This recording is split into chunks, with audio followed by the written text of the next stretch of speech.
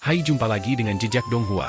Kali ini akan melanjutkan kisah Che Ping An yang ditantang oleh kultivator pedang Cao Jun tingkat 8. Bagaimanakah kisahnya? Mari kita ikuti. Menjelang akhir tahun lunar, cuaca menjadi semakin dingin, dan jalan tanah sempit di gang Fas Tanah Liat juga menjadi sangat keras. Chen Ping An menarik napas dalam-dalam dan menatap sosok tinggi di depannya. Saudara Li, panggilnya lembut. Li Xisheng tidak menoleh.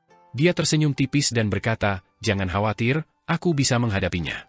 Bahkan jika aku lebih lemah darinya, kota kecil ini tetap memiliki aturannya sendiri yang akan mencegahnya bertindak terlalu jauh. Pendekar pedang muda yang menyebut dirinya Cao Jun terkekeh dan berkata, apakah yang kau bicarakan adalah istana kekaisaran Li Agung, atau apakah yang kau bicarakan adalah petapa militer Ruan Qiong? Jika yang pertama, maka aku mendorongmu untuk meninggalkan angan-anganmu.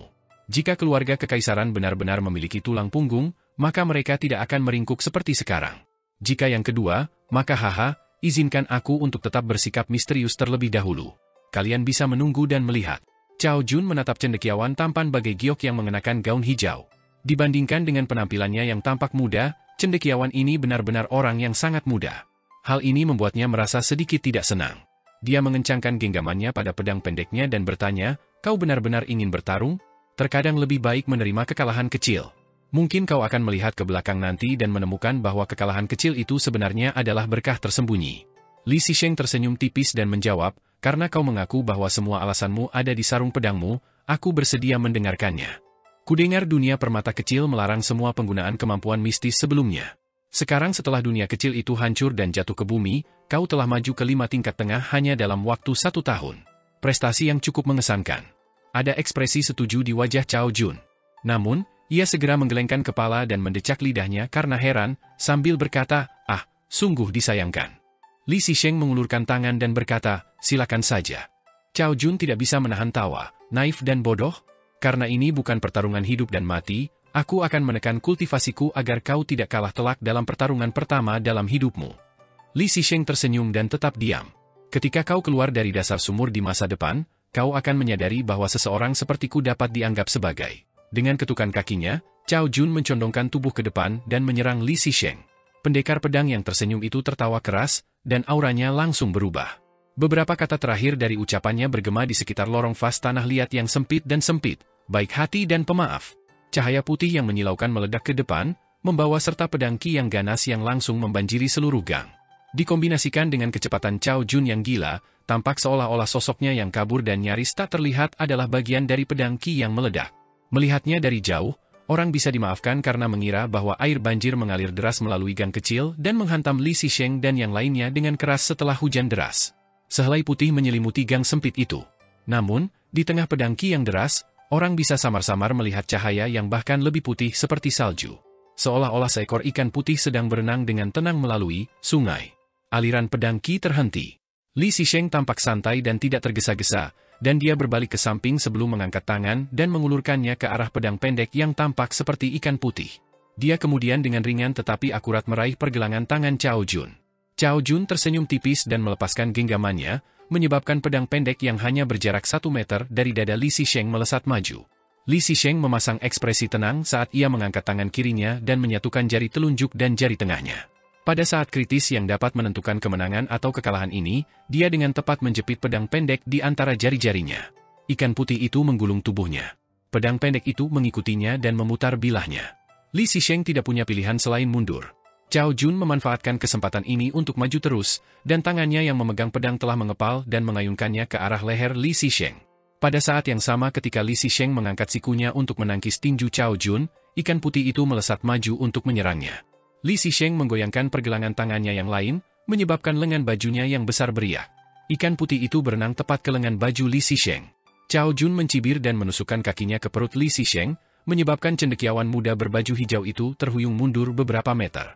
Namun, dia tidak memanfaatkan kesempatan ini untuk menyerang, dan dia malah berdiri diam dengan 1 tangan di belakang punggungnya dan 1 tangan di depan. Dia tampak sangat percaya diri dan riang. Li Xisheng menenangkan diri, tetapi wajahnya sudah sedikit pucat. Meskipun Cao Jun adalah seorang pendekar pedang, tendangannya sangat kuat dan tidak lebih lemah dari tendangan seorang seniman bela diri murni di tahap puncak tingkat ke-5. Ini adalah sifat menakutkan dari pendekar pedang dan kultivator militer. Mereka berlatih penyempurnaan Qi dan penyempurnaan fisik. Jadi, Li Zisheng merasa tidak enak badan setelah terkena tendangan ini. Sirkulasi Qi di dalam dirinya pasti terpengaruh sampai tingkat tertentu. Sementara itu, dentang teredam terus keluar dari lengan baju besar yang digunakan Li Zisheng untuk menjebak pedang kecil Cao Jun. Setelah beberapa saat, terdengar suara lembut kain robek, setelah itu gumpalan cahaya pedang seputih salju merembes keluar dari robekan di lengan baju Li Zisheng. Dengan menggunakan tangannya di sisi lengan baju yang aneh itu, Li Zisheng menekuk atau meluruskan jari-jarinya dengan cepat untuk membentuk segel tangan Tao. Pada saat yang sama, dia diam-diam melafalkan kata, menekan, dalam benaknya. Lengan bajunya yang tadinya tegang dan kacau seketika menjadi tenang kembali. Suara pedang terbang yang menghantam lengan bajunya hanya menjadi dering samar. Cao Jun tidak terkejut, dan dia berkata sambil tersenyum, 7. Lengan baju Li Zisheng langsung terkoyak, sampai ke sikunya. Semburan cahaya pedang yang cemerlang muncul di dekat pergelangan tangannya. Ini tampak seperti pemandangan indah seseorang yang sedang memegang bulan purnama di tangannya. Namun, pada kenyataannya, ini adalah semburan cahaya pedang yang memiliki kekuatan luar biasa dan niat membunuh. Jari-jari Li Zisheng bergerak cepat saat ia membentuk segel tangan lainnya. Sementara itu, tonjolan di telapak tangannya yang kini tersembunyi dari pandangan bergerak lembut seperti air yang mengalir saat mereka mengubah jalurnya. Cahaya ungu kebiruan berkabut langsung muncul di sekitar sikunya. Ikan putih yang dengan ganas beredar di lengan Li Zisheng memimpin Qi pedang ke dalam pertempuran melawan cahaya ungu kebiruan yang berasal dari siku sarjana muda itu. Tabrakan mereka melepaskan suara tajam logam yang menghantam batu, dan frekuensi pelepasan ini akan menyebabkan telinga seseorang sakit. Faktanya, debu dan serpihan tanah liat terus berjatuhan dari dinding tinggi di satu sisi gang dan dari dinding pendek kediaman lama di sisi lain gang. Cao Jun membuka matanya yang sangat menyipit sedikit, dan dia mengejek, "Oh, betapa menariknya. Dikatakan bahwa sekte Taois memiliki puluhan ribu segel, dan aku telah menyaksikan tidak kurang dari 200 di antaranya. Namun, aku benar-benar belum pernah melihat yang sesederhana dan semudah yang baru saja kau gunakan. Basis kultivasi tingkat ke-6mu terlalu stabil dan kuat, bukan? Selalu terjadi bahwa pendekar pedang tingkat ke-6 dapat memilih penyuling Qi tingkat ke-7. Namun, kapan pernah terjadi bahwa penyuling Qi tingkat ke-6 sepertimu dapat menghadapi pendekar pedang tingkat ke-7 secara langsung? Jika kabar ini tersebar, bukankah aku, Cao Jun, akan menjadi bahan tertawaan di antara para pembudidaya pedang di dunia?" Setelah mengalami dan mengatasi ketidakpengalaman awalnya, Li Zisheng tampak seperti dia sudah bisa menghadapi situasi dengan tenang sekarang. Bahkan, dia bisa tertawa dan menjawab, "Mungkin alasan di sarung pedangmu tidak cukup mendalam." Cao Jun mengangguk tanda setuju. Senyum lebar tersungging di wajahnya saat ia mengumumkan, 8. Pedang terbang yang lincah seperti ikan putih itu terbang ke arah pemiliknya, Cao Jun. Setelah tiba di depannya, pedang itu berhenti dan seketika kehilangan kilaunya. Seolah-olah pedang pendek itu tidak lebih dari pedang pendek biasa. Tidak ada seberkas pun Qi pedang yang terpancar darinya, dan pedang itu tidak lagi tampak menyilaukan dan menarik perhatian seperti sebelumnya. Dengan goyangan tubuhnya, niat pedang yang tadinya tampak aneh dan dingin tiba-tiba menjadi bersinar dan benar. Pedang terbang itu langsung menghilang dari pandangan. Sebuah luka yang sangat kecil muncul di dinding di samping mereka. Namun, hanya sedikit tanah liat yang hancur yang melayang turun. Li Zisheng mengangkat tangan kanannya dan mencoba menangkap pedang pendek yang terbang melengkung itu dengan 2 jari lagi. Namun, cendekiawan muda itu tiba-tiba menoleh. Pada saat berikutnya, pedang terbang itu membuat lubang di dinding tinggi di belakang bahu kiri Li Zisheng. Pedang terbang itu menghilang lagi. Namun, setetes darah muncul di pipi kiri Li Zisheng sebelum membesar dan memperlihatkan luka sayatan berukuran 1 inci. Benar saja, pepatah itu benar. Saat bertarung melawan pendekar pedang, hanya ada garis tipis antara hidup dan mati. Jadi ini tingkatan ke-8. Memang sangat mengesankan, pikir Li Zisheng dalam hati. Kultivator pedang dikenal publik sebagai yang terkuat dari 100 cabang pemurni Qi khususnya karena pedang terbang mereka. Mereka cukup ganas untuk mengakhiri pertempuran dengan menargetkan 1 titik, dan paling banter, mereka hanya akan meninggalkan 1 luka sayatan. Terlepas dari seberapa tinggi dan megahnya gunung itu, tidak akan terlalu sulit untuk menancapkan paku atau mengukir alur di permukaan gunung. Kultivator militer juga unik di antara pemurni Qi, dalam artian mereka mengolah jiwa dan raga. Meski begitu, gaya bertarung mereka masih kalah dengan pendekar pedang dalam hal keteguhan dan kekejaman.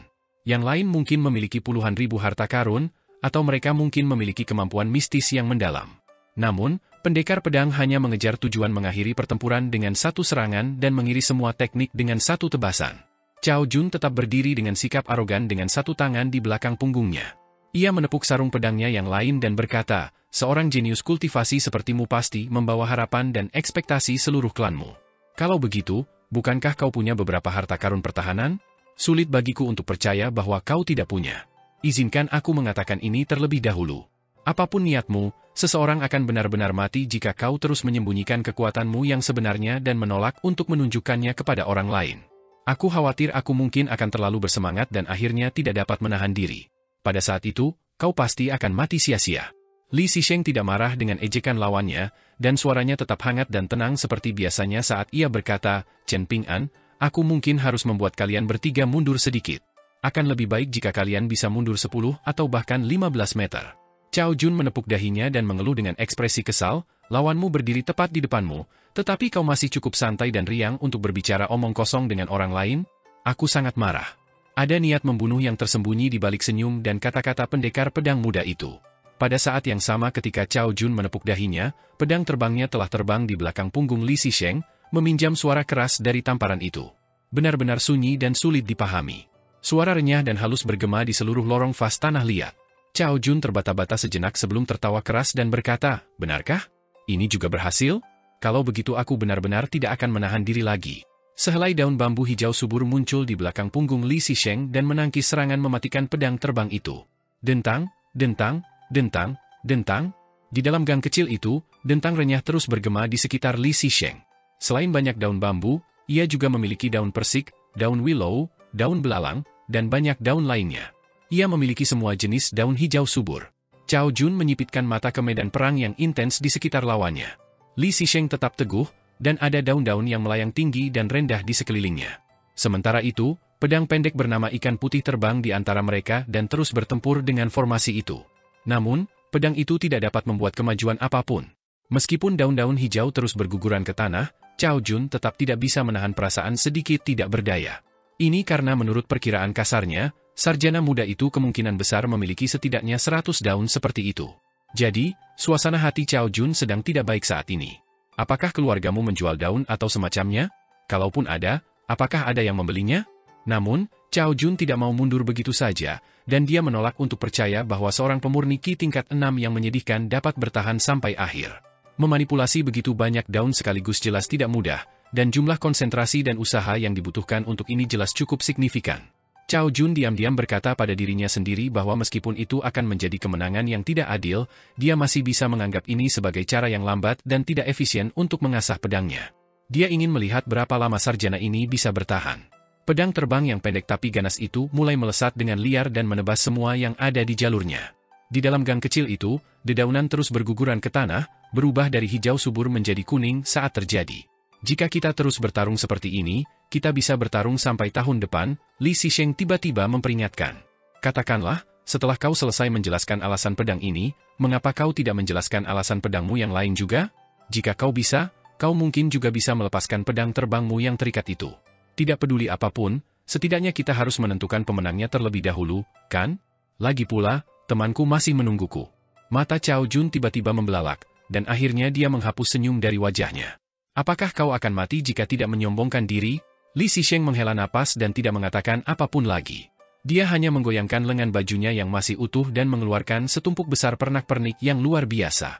Ada sejumlah kecil daun musim semi yang tersisa, tetapi selain itu, ada juga butiran guntur musim panas seukuran kuku jari, gumpalan angin musim gugur seukuran jari, dan serpihan salju musim dingin seukuran bulu. Lawannya memiliki pedang yang dapat menghancurkan 10.000 teknik. Jadi, apa yang dapat dilakukannya? Dapatkah ia mengumpulkan 10.001 teknik?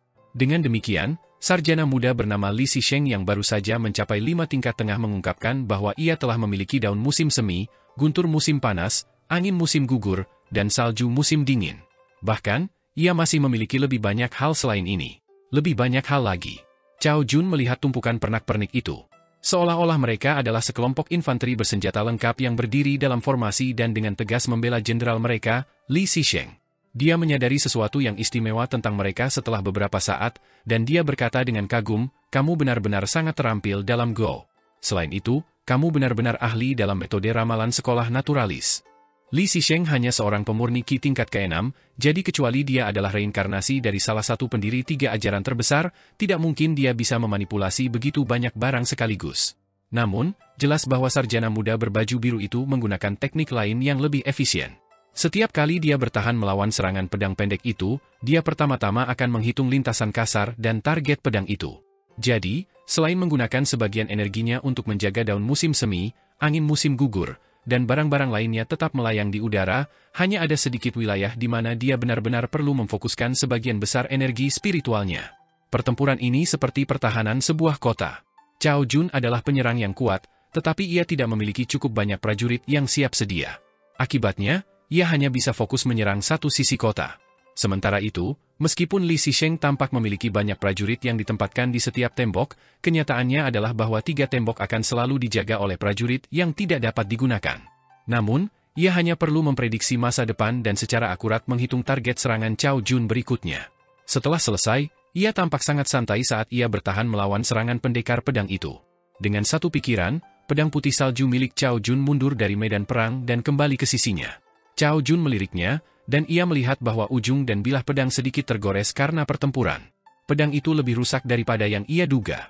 Untungnya, niat pedang ikan putih sedikit meningkat setelah pedang pendek itu dipukul dan ditempa ratusan kali. Pada akhirnya, ini masih merupakan pertukaran yang menguntungkan. Cao Jun merasa sedikit bimbang saat ini. Kaisar Kekaisaran Li Agung memang tidak berani melawan kekuatan tersembunyi dari 3 ajaran demi Qi Jingjun. Namun, kemungkinan besar dia bersedia berkonflik dengan klan Cao, yang telah berakar dan menetap di benua lain, demi pemurni Qi lokal yang memiliki harapan untuk maju ke 5 tingkat atas. Ini adalah momen keraguan yang langka bagi Cao Jun. Dia menyarungkan ikan putih, dan dia melingkarkan tangannya di gagang pedangnya yang lain. Dia sengaja berpura-pura marah, dan dia meludah, jika kamu begitu mampu, maka berhentilah bersembunyi di balik pertahananmu seperti seorang pengecut. Li Zisheng tersenyum dan membalas, apakah kamu bahkan memiliki kemampuan untuk bersembunyi di balik pertahanan seperti seorang pengecut? Cao Jun terdiam. Ia dulunya adalah seorang pendekar pedang yang luar biasa yang sangat diharapkan oleh seorang dewa pedang yang kuat dari sebuah benua, dan apa yang ia kejar adalah intensitas yang tak tertandingi dan kekuatan membunuh yang tak tertandingi. Jadi, wajar saja jika ia tidak punya waktu atau minat untuk mengembangkan kemampuan bertahan seperti Li Zisheng. Sarjana muda itu tidak melakukan serangan balik tidak peduli bagaimana ia diserang atau diejek, dan ia hanya mengandalkan tumpukan besar pernak-pernik aneh dan menakjubkannya untuk membela diri dengan sungguh-sungguh. Ia dengan keras kepala menolak untuk menyerang. Seseorang pernah membandingkan pembudidaya pedang dengan kavaleri ringan. Keduanya lincah dan cepat seperti angin, dan pedang terbang seperti busur silang dalam artian bahwa mereka digunakan untuk pertempuran jarak dekat dan pertempuran skala kecil. Seringkali satu pertukaran sudah cukup untuk menentukan hidup dan mati. Mengenai kekuatan penghancur para dewa pedang terestrial di 5 tingkat atas, pedang terbang mereka dapat dibandingkan dengan busur silang tempat tidur di medan perang. Meskipun mereka hanya duduk di atas tembok kota, mereka bertindak sebagai pencegah yang kuat terhadap pasukan musuh. Ketika Li Zisheng menyadari Cao Jun terdiam, dia mengangkat tangannya dan membuat gerakan menyapu lembut, menyebabkan sebagian guntur musim panas dan angin musim gugur di depannya bergeser ke samping dan dengan demikian memperluas bidang pandangnya. Pedangmu belum mampu menyatakan alasan dan prinsipnya dengan cukup menyeluruh, katanya. Dengan kata lain, dia bersedia mendengarkan alasan dan prinsip Ingqi, pedang Cao Jun yang lain. Cao Jun dengan lembut memijat pipinya dan menjawab, kamu berbicara dengan cara yang tidak menyenangkan. Namun, aku mengakui bahwa kamu memiliki hak untuk melakukannya. Aku punya saran untukmu, dan kamu dapat mempertimbangkannya untuk sementara waktu. Mengapa kita tidak melakukan pertempuran hidup dan mati di mana kita masing-masing bertanggung jawab atas hidup atau mati kita sendiri? Ini tidak akan ada hubungannya dengan klan atau negara kita. Bagaimana menurutmu? Apakah kamu berani mempertaruhkan nyawamu? Li Zisheng menggelengkan kepalanya dan berkata, kau sudah bisa tahu bahwa aku tidak ahli dalam hal kemampuan menyerang. Dengan kata lain, kau sudah menikmati posisi yang sulit selama ini. Sarjana muda itu tidak keberatan mengungkapkan sejauh mana kemampuannya sebenarnya. Kau jujur, atau kau bodoh? Cao Jun bertanya dengan jengkel. Saat menatap cendekiawan muda itu, dia teringat akan cendekiawan paling mengesankan di benua pusaran selatan, pemimpin klan Chen Konfusianisme murni saat ini. Menurut rumor, lelaki tua yang memperoleh pengetahuan luas dari membaca itu memiliki angin sepoi-sepoi yang tersembunyi di balik lengan bajunya. Tidak hanya itu, dia juga membawa bulan yang cerah di satu bahu sambil memegang matahari merah di bahu lainnya. Cao Jun menyingkirkan pikiran-pikiran ini dari benaknya dan menoleh, hanya untuk melihat seekor rubah merah kecil dan cerah berdiri dengan kaki belakangnya di atap sebuah rumah tua di gang Fas Tanah Liat. Rubah itu menatap Cao Jun dan berkata, Sang Patriark mengirimku untuk memberitahumu agar tidak berlebihan. Jika kau dibunuh oleh Ruan Qiong, dia akan mencari tempat acak di sini untuk menguburmu. Bagaimanapun, itu bisa dianggap sebagai pemakaman di kampung halaman leluhurmu. Ekspresi jijik muncul di wajah Cao Jun, dan dia berkata, apa? Bisakah kau mengulanginya lagi? Rubah kecil itu berdeham dan langsung berubah dari halus dan berbudaya menjadi ganas dan jahat. Ia meletakkan kaki depannya di pinggulnya dan mengutuk, bajingan tua Cao 11 itu menyuruhku untuk memberitahu cucunya yang bajingan itu agar cepat-cepat berhenti. Kalau tidak, jika kau mengganggu pandai besi Ruan Qiong dan berakhir dilumatkan menjadi daging cincang, dia tidak akan mencoba membalas dendam untukmu. Dia memiliki ratusan keturunan, jadi dia tidak punya waktu untuk membantu kalian semua. Dia juga mengatakan sayang sekali kau belum menikahi wanita itu. Kalau tidak, dia tidak akan menyuruhku datang ke sini untuk mengatakan semua ini. Sebaliknya, akan lebih baik jika kau dihantam sampai mati. Dengan begitu, dia bisa memanfaatkan kesempatan untuk mengambil istrimu. Ekspresi Cao Jun menjadi acuh tak acuh, dan dia mengangguk dan berkata, kedengarannya benar. Ini memang nada bicara bajingan tua itu. Li Zisheng tidak peduli dengan hal-hal ini, dan dia berkata, jika kita tidak bertarung, maka silakan minggir dan biarkan kami lewat. Ya, kita tidak akan bertarung lagi. Aku tidak bisa membunuhmu, dan kau juga tidak bisa membunuhku. Membosankan sekali. Cao Jun tersenyum dan melanjutkan, aku akan pergi ke bengkel pandai besi untuk mengintip dan memberi penghormatan kepada orang bijak. Dia menghentakkan kakinya dan langsung terbang ke langit. Dia kemudian dengan cepat turun menuju bengkel pandai besi di tepi sungai. Bagaimana dengan peraturan buruk yang melarang seseorang terbang tanpa izin di prefektur mata air naga? Cao Jun benar-benar tidak peduli tentang ini. Hasilnya adalah ledakan keras. Cao Jun langsung terlempar seperti meteor. Pada akhirnya, dia berhasil menghentikan dirinya sendiri setelah berjuang keras. Namun, dia sudah berada beberapa ratus kilometer jauhnya. Dia telah berputar berkali-kali di lautan awan, dan setelah duduk, dia tidak bisa menahan diri untuk tidak memuntahkan darah. Dia sepucat kain, tetapi dia tidak menunjukkan tanda-tanda kemarahan atau frustrasi. Sebaliknya, senyumnya yang biasa kembali ke wajahnya saat dia berkata, tentu saja, tidak ada kultivator dari kuil angin salju yang memiliki temperamen yang baik. Aku ingin tahu apakah Wei Jin dari platform ilahi akan memberiku kejutan. Rubah merah terang itu terbang berputar-putar di sekitar Cao Jun dan sangat gembira dengan kemalangannya. Kau telah menderita akibat yang menyakitkan, ya, aku belum mati atau apapun, Cao Jun terkekeh. Rubah itu mendecak lidahnya karena heran dan berkata, kebiasaanmu menindas yang lemah dan takut pada yang kuat sama seperti Cao 11. Jika aku tidak menindas yang lemah dan takut pada yang kuat, maka haruskah aku menindas yang kuat dan takut pada yang lemah? Apakah kau terbelakang? Kata Cao Jun. Rubah itu tidak menghiraukan ini. Ia mengangkat satu kaki ke dagunya dan berdiri dengan ujung jari kakinya untuk menatap kotak kecil itu. Pedang aneh yang tidak dapat kau rebut itu, apa maksudnya? Ekspresi wajah Cao Jun muram saat ia menjawab, kau masih punya muka untuk bertanya tentang ini? Jika bukan karena kau yang menghasutku untuk membunuhnya dan merampas harta karun itu, paling-paling aku akan melakukan perdagangan yang adil dengan anak muda itu. Rubah merah menyala itu memasang ekspresi tegas dan memberi ceramah, orang-orang harus tetap setia pada hati mereka. Apapun yang terjadi di dunia luar, Anda harus tetap bersikap di prefektur mata air naga yang kecil ini. Satu-satunya perbedaan adalah ada seorang bijak militer tingkat ke-11 di sini. Namun, bukankah Anda juga memiliki seorang dewa pedang tingkat ke-11 yang mengikuti di belakang Anda? Salah satu dari mereka menikmati waktu yang menguntungkan dan keuntungan geografis, dan yang lainnya memiliki senjata ilahi yang kuat. Keduanya adalah tipe pemurni Qi yang paling kuat. Namun, mereka seimbang, jadi jika Anda dapat menyaksikan pertempuran di antara mereka, mungkin Anda bahkan bisa mendapatkan pencerahan? Jadi mengapa tidak memanfaatkan ini? Cao Jun terkekeh dingin dan menjawab, dengan temperamen Cao 11, dia pasti akan memanfaatkanku 10 kali lipat jika aku berani memanfaatkannya seperti ini. Rubah merah menyala itu menggerutu, dan mengulanginya seperti biasa, kalau begitu biarkan saja dia tidur dengan istrimu beberapa kali di masa depan. Apa yang perlu ditakutkan? Cao Jun tidak menjawab, dan senyum tipis tetap ada di wajahnya saat dia menatap rubah itu. Senyum pendekar pedang muda itu tidak goyah sedikit pun. Rubah itu berpura-pura terkejut, dan berseru, "Wah, kamu benar-benar marah kali ini? Setelah bermain-main selama 100 tahun, kamu benar-benar memiliki saat-saat ketika kamu menjadi serius juga." Cao Jun tersenyum tipis dan menjawab, menepuk nyamuk dan lalat dalam kebosananku, tiba-tiba aku mengembangkan keinginan untuk memusnahkan semua nyamuk dan lalat. Ikan putih ditarik dari sarungnya, melepaskan lengkungan cahaya yang cemerlang. Kepala rubah merah menyala itu terlempar ke udara. Namun, tidak ada setetes darah pun yang tumpah. Selain itu, kepala itu terus berbicara, berkata, "Ya ampun, pedangmu selambat kura-kura yang bergerak. Dan kau masih menyebut dirimu pendekar pedang yang hebat? Sungguh memalukan." Tubuh rubah tanpa kepala itu berjalan dengan angkuh di sepanjang atap, memastikan untuk membesar-besarkan ayunan pantatnya saat melakukannya. Ia sama sekali mengabaikan pedang terbang yang menusuk tubuhnya berulang kali. Sementara itu, kepala yang terbang di langit terus mengejek, "Apakah kau mencoba menggelitiku dengan jarum jahitmu?" Cahaya pedang meledak di udara, mengirimkan sinar cahaya putih yang menyilaukan ke sekeliling. Belum lagi tubuh rubah yang sudah terpotong menjadi 17 atau 18 bagian, bahkan kepalanya telah dipotong menjadi 8 irisan terpisah. Namun, pedang terbang itu goyah sejenak, dan rubah merah menyala itu langsung pulih seperti semula. Siklus ini berulang lagi dan lagi. Pada akhirnya, Cao Jun menghela napas dan memasukkan kembali pedangnya ke dalam sarungnya. Rubah itu memutar lehernya dan berjalan di samping Cao Jun sebelum duduk. Anak muda, seberapa banyak kau membanggakan diri harus berkorelasi dengan seberapa kuat dirimu. Cao Jun mengangguk dan menjawab, itu masuk akal.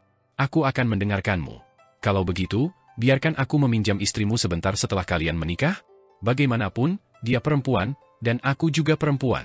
Sulit untuk mengatakan siapa yang akan mengambil keuntungan dari siapa. Rubah merah menyala mulai menimbulkan masalah lagi, mengejek, "Woah, pendekar pedang tingkat 9 yang merupakan ahli pedang nomor 1 di benua pusaran selatan kita 100 tahun yang lalu benar-benar patuh hari ini." Ternyata, Cao Jun yang muda, itu sudah berusia lebih dari 100 tahun. Dia mengerutkan bibirnya saat dia menatap ke kejauhan, dan dia sama sekali mengabaikan ejekan yang tak henti-hentinya dari rubah merah menyala itu. Chen Ping'an segera berlari ke arah Li Zisheng dan bertanya dengan penuh perhatian, "Apakah kamu baik-baik saja?" Li Zisheng tersenyum dan menjawab, "Itu adalah pertarungan pertamaku, dan lawanku ternyata seorang pendekar pedang. Sejujurnya, aku sebenarnya cukup gugup. Namun, hasilnya cukup bagus." Chen Ping'an menghela napas lega. Batangan pedang perak di lengan bajunya sudah tenang. Setelah Cao Jun pergi, batangan pedang itu tidak lagi panas membara dan bergetar. Anak laki-laki kecil berbaju biru itu tiba-tiba menerjang maju dan melingkarkan lengannya di pinggang Chen Ping'an sambil berteriak, "Itu mengerikan! Terlalu mengerikan!" Benar saja, tebakanku tidak salah. Hanya orang yang berjalan di dekatku hampir saja memukulku sampai mati dengan satu pukulan. Tidak mungkin aku bisa tinggal di kota kecil ini, sama sekali tidak mungkin. Guru, bisakah Anda menunjukkan belas kasih dan mengizinkanku pergi kembali ke Gunung Tertindas untuk berkultivasi? Aku berjanji, aku bersumpah kepada surga, bahwa aku pasti akan mulai berkultivasi dengan sungguh-sungguh mulai hari ini dan seterusnya. Aku tidak akan beristirahat terlepas dari apakah itu siang atau malam, dan belum lagi memakan awan dan embun yang berwarna-warni, aku bahkan rela memakan rumput dan mengunyah tanah di Gunung Tertindas. Aku akan melakukan semuanya. Li Zisheng tidak bisa menahan tawa. Para kultivator seperti Cao Jun pada dasarnya adalah minoritas yang sangat kecil. Meskipun aku belum pernah meninggalkan kota kecil ini sebelumnya, aku dapat mengatakan dengan yakin bahwa hanya sedikit orang dengan basis kultivasi setinggi Cao Jun yang memiliki temperamen seaneh dia.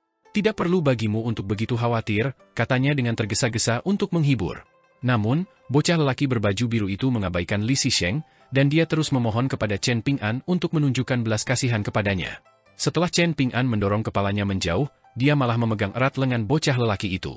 Dia kemudian bersandar ke belakang, dengan keras kepala menolak untuk membiarkan Chen Ping'an berjalan maju.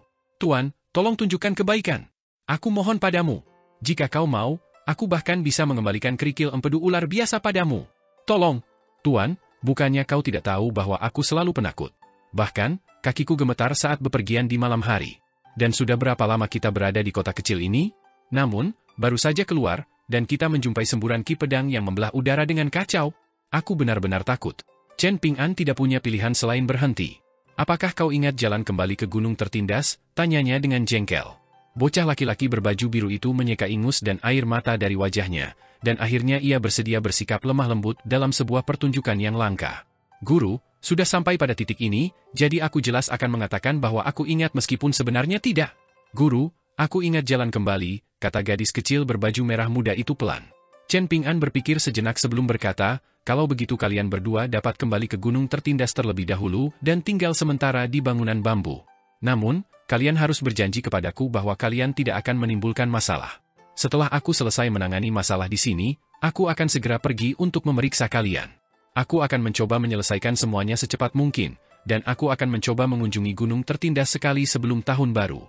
Anak laki-laki kecil berbaju biru itu membungkuk dalam-dalam dan berkata, "Terima kasih, guru yang bijak dan agung." "Guru, aku akan kembali setelah membawanya ke Gunung Tertindas," kata gadis kecil berbaju merah muda itu pelan. Chen Ping'an tersenyum dan menjawab, "Tidak perlu.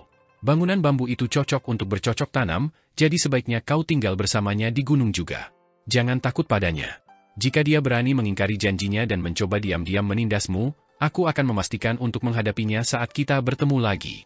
Anak laki-laki kecil berbaju biru itu menghentakkan kakinya dan berseru, "Tuan, gadis bodoh, Tidak bisakah kalian berdua menunjukkan sedikit kepercayaan padaku? Apakah aku tipe orang yang akan mengingkari janjiku? Siapa di Istana Kekaisaran Negara Istana Kuning yang tidak tahu bahwa Dewa Sungai dari Sungai Kekaisaran memiliki saudara yang dapat dipercaya dan diandalkan? Jika aku berjanji untuk memusnahkan seseorang, aku pasti tidak akan membiarkan mereka bebas. Jika aku berjanji untuk membunuh leluhur seseorang, aku pasti tidak akan berbalik untuk membunuh keturunan mereka sebagai gantinya. Chen Ping'an terkekeh dan berkata, "Oh, jadi kau sekuat ini, ya?" Anak laki-laki kecil berbaju biru itu segera berbalik dengan ekspresi malu yang dibuat-buat. Dia melambaikan tangannya pelan dan berkata, "Guru, saya hanya membual untuk mengumpulkan keberanian. Mohon jangan percaya apapun." Chen Ping'an meletakkan tangannya di atas kepalanya sebelum mengulurkan tangan lainnya dan berkata, "Serahkan." Anak laki-laki kecil berbaju biru itu sedikit bingung, dan dia mendongak dan bertanya, "Apa?" Saat itu, kamu setuju untuk mengembalikan kerikil empedu ular biasa kepada guru jika dia mengizinkanmu kembali ke Gunung Tertindas? Gadis kecil berbaju merah muda mengingatkannya dengan tenang. Anak laki-laki kecil berbaju biru itu tersenyum dan memohon, "Guru, kamu perkasa dan kaya, jadi tolong jangan seperti ini." Chen Ping'an tidak menarik tangannya. Pada akhirnya, anak laki-laki kecil berbaju biru itu hanya bisa mengambil kerikil empedu ular terkecil yang dimilikinya dan dengan patuh meletakkannya di tangan Chen Ping'an. Chen Ping'an menyerahkan kerikil empedu ular itu kepada gadis kecil berbaju merah muda dan berkata sambil tersenyum, "Ketika kalian tiba di Gunung Tertindas, kalian bisa memberikan ini kepadanya sebagai hadiah jika dia tidak menggertakmu." Gadis kecil berbaju merah muda itu dengan hati-hati menyimpan kerikil empedu ular itu. Anak laki-laki kecil berbaju biru itu buru-buru meraih siku gadis kecil itu dan berkata, "Ayo cepat pergi ke Gunung Tertindas. Kita harus meninggalkan tempat ini secepatnya." Namun, anak laki-laki kecil itu tiba-tiba berhenti tepat setelah berbelok di tikungan. Tanpa perlu dia berkata apa-apa, gadis kecil berbaju merah muda itu dengan cepat mengeluarkan kerikil empedu ular kecil dan melemparkannya kembali kepadanya. Setelah menyingkirkan kerikil empedu ular itu, anak laki-laki kecil berbaju biru itu mengangguk dan terkekeh, "Gadis bodoh, apakah kamu lelah? Apakah kamu ingin aku membawakan rak buku untukmu?" Gadis kecil berbaju merah muda itu menggelengkan kepalanya dengan kuat. Anak laki-laki berbaju biru itu mendesah dan meratap, "Kau ditakdirkan untuk hidup dengan kerja keras. Namun, kau beruntung dalam artian kau adalah orang bodoh yang memiliki keberuntungan yang luar biasa." Gadis kecil berbaju merah muda itu menyeringai. Anak laki-laki berbaju biru itu menegakkan punggungnya dan membusungkan dadanya, sambil berkata, "Ayo pergi. Tunjukkan jalan. Sudah waktunya pulang." Karena tidak perlu pergi ke rumah Liu Xianyang lagi, Chen Ping'an membawa Li Xisheng ke pintu masuk gang kecil itu. Li Xisheng berhenti dan ragu sejenak sebelum akhirnya berkata, "Mungkin terlalu dini untuk mengatakan ini, tetapi anggap saja ini sama seperti catatanku di buku-buku itu. Sama seperti kau tidak boleh memikirkannya setelah membacanya, kau juga tidak boleh memikirkannya setelah aku menceritakannya padamu." Chen Ping'an mengangguk dan berkata, "Silakan, Saudara Li. Apakah kamu pernah mendengar cerita ketika seekor kuda putih bukanlah seekor kuda sebelumnya?" Li Xisheng bertanya perlahan. Chen Ping'an menggaruk kepalanya dan menjawab, "Baoping dan Li Huai pernah berdebat tentang topik ini ketika bepergian ke negara Sui besar. Namun, semakin aku mendengarkan mereka, semakin bingung pula aku." Li Xisheng tersenyum dan merenung sejenak sebelum berkata, "Kalau begitu, jangan terlalu dalam membahasnya dulu. Biar kukatakan dengan cara lain. Jika aku memiliki sebutir pasir dan aku menambahkan sebutir pasir lainnya, berapa butir pasir yang kumiliki sekarang? Bukankah seharusnya 2? Chen Ping'an bertanya dengan bingung. Li Xisheng tersenyum dan menjawab, "Tentu saja. Lalu bagaimana jika aku menambahkan satu tumpukan pasir ke tumpukan pasir lainnya? Berapa tumpukan pasir yang kumiliki sekarang? Masih 1? Chen Ping'an menjawab dengan tidak yakin.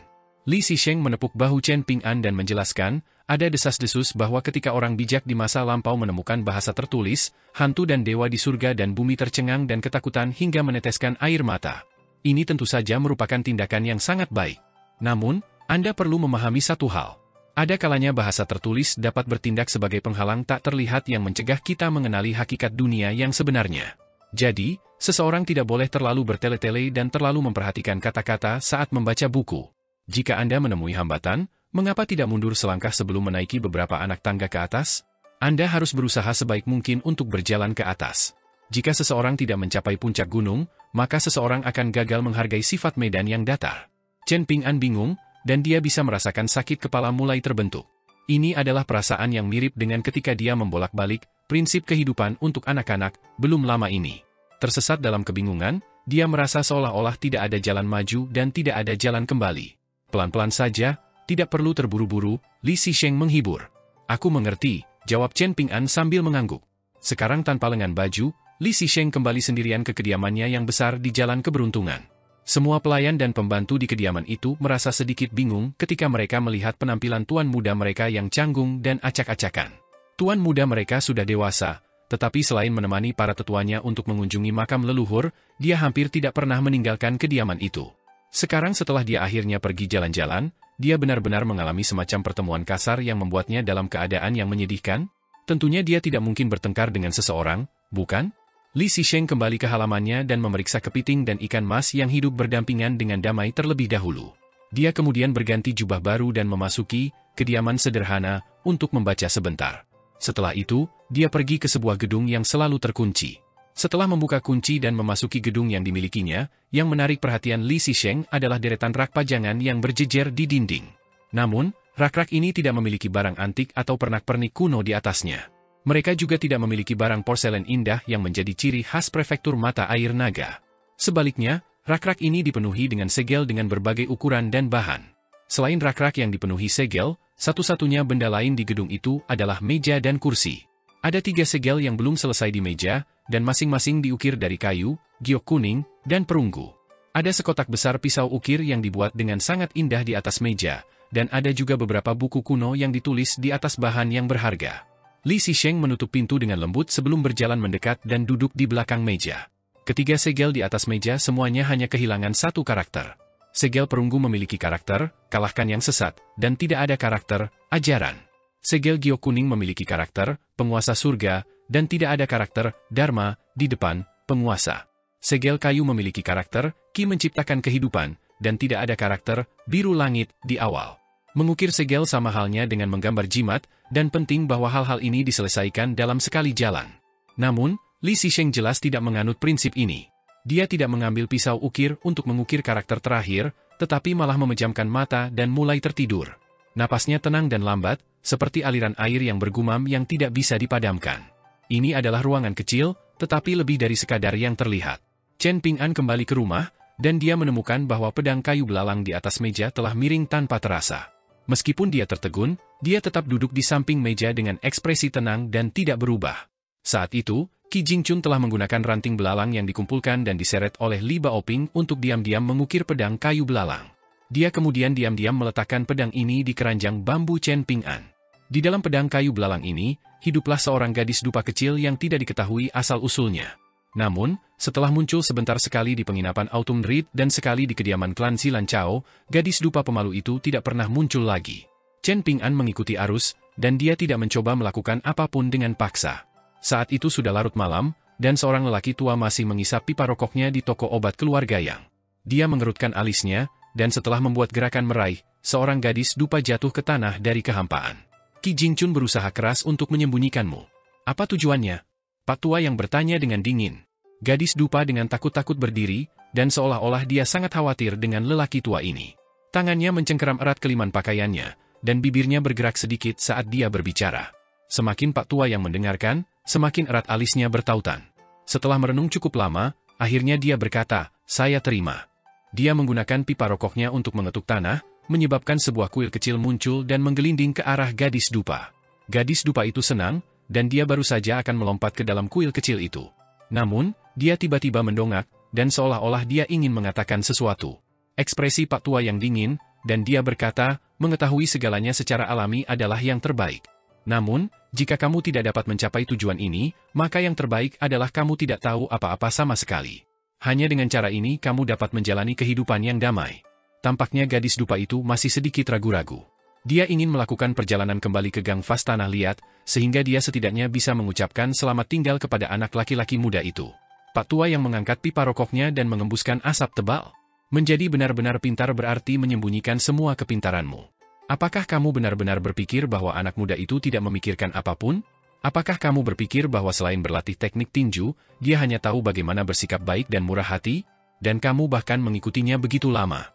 Kamu benar-benar bodoh, tetapi dia tidak bodoh sama sekali. Gadis dupa itu cemberut karena sedikit kecewa. Namun, dia langsung terpaku karena terkejut setelah berjalan memasuki kuil kecil itu. Berdiri di kuil itu, dia seperti sebutir beras yang sangat kecil di dalam tong yang sangat besar. Di dinding-dinding kuil kecil yang tinggi itu, ada banyak nama yang berkilauan yang semuanya bersinar dengan warna yang berbeda. Di atas gadis dupa itu, Ada lautan bintang yang spektakuler dan cemerlang. Pak tua yang menyingkirkan pipa rokoknya dan menggenggam tangannya di belakang punggungnya. Dengan punggung yang sedikit membungkuk, dia meninggalkan apotek dan meninggalkan kota kecil itu. Dia mendesah saat berjalan melintasi jembatan lengkung batu, dan desahannya dipenuhi dengan rasa kasihan dan bingung. Setelah perlahan menyeberangi jembatan lengkung batu itu, dia berjalan di sepanjang tepi sungai Kumis Naga dan tiba di luar toko pandai besi. Dia tidak berjalan masuk, dan dia malah berjalan ke tepi sungai. Dengan hentakan pelan, sang Dewi Sungai segera berenang dari dasar sungai. Jiwanya bergetar, dan dia merasa sedikit pusing. Setelah menyadari bahwa itu adalah Pak Tua Yang, dia segera memasang senyum patuh dan berkata, "Dewa Agung, tidak perlu bagimu untuk menggunakan kemampuan mistikmu yang luar biasa. Beritahu aku saja, dan aku akan segera muncul." Segera pergi ke sumber sungai dari sungai Kumis Naga, perintah Pak Tua Yang tanpa ekspresi. Sebarkan setengah dari tubuh dewa Anda ke sungai dan bantu Ruan Qiong meningkatkan energi yin di air. Dewi Sungai tercengang. Membubarkan setengah dari tubuh dewanya? Pak Tua itu mengatakannya dengan santai, tetapi rasa sakit yang menyiksa dan kerusakan pada dao besarnya yang ditimbulkannya sungguh tak terkira. Dewi Sungai merasakan dorongan untuk melarikan diri ke suatu tempat yang jaraknya puluhan ribu kilometer. Namun, sungguh disayangkan bahwa ini jelas tidak mungkin. Jika Anda berhasil, saya akan membantu Anda meminta kuil Dewi Sungai setelah Ruan Qiong selesai menempa pedang, tambah Pak Tua Yang. Dengan begitu, kamu akan dapat memulihkan tubuh dewamu sepenuhnya paling lama dalam 50 hingga 60 tahun. Setelah itu, kamu juga akan menikmati dupa dan persembahan selama ratusan hingga ribuan tahun. Ini adalah manfaat jangka panjang, dan kamu pasti akan mendapatkan lebih dari yang kamu korbankan. Membubarkan setengah dari tubuh dewaku akan sangat menyakitkan. Aku takut sakit. Sang Dewi Sungai bergumam ragu-ragu. Suaranya begitu pelan hingga nyaris tak terdengar. Lelaki tua itu tidak berkata apa-apa, dan dia hanya melihat permukaan sungai Kumis Naga yang beriak.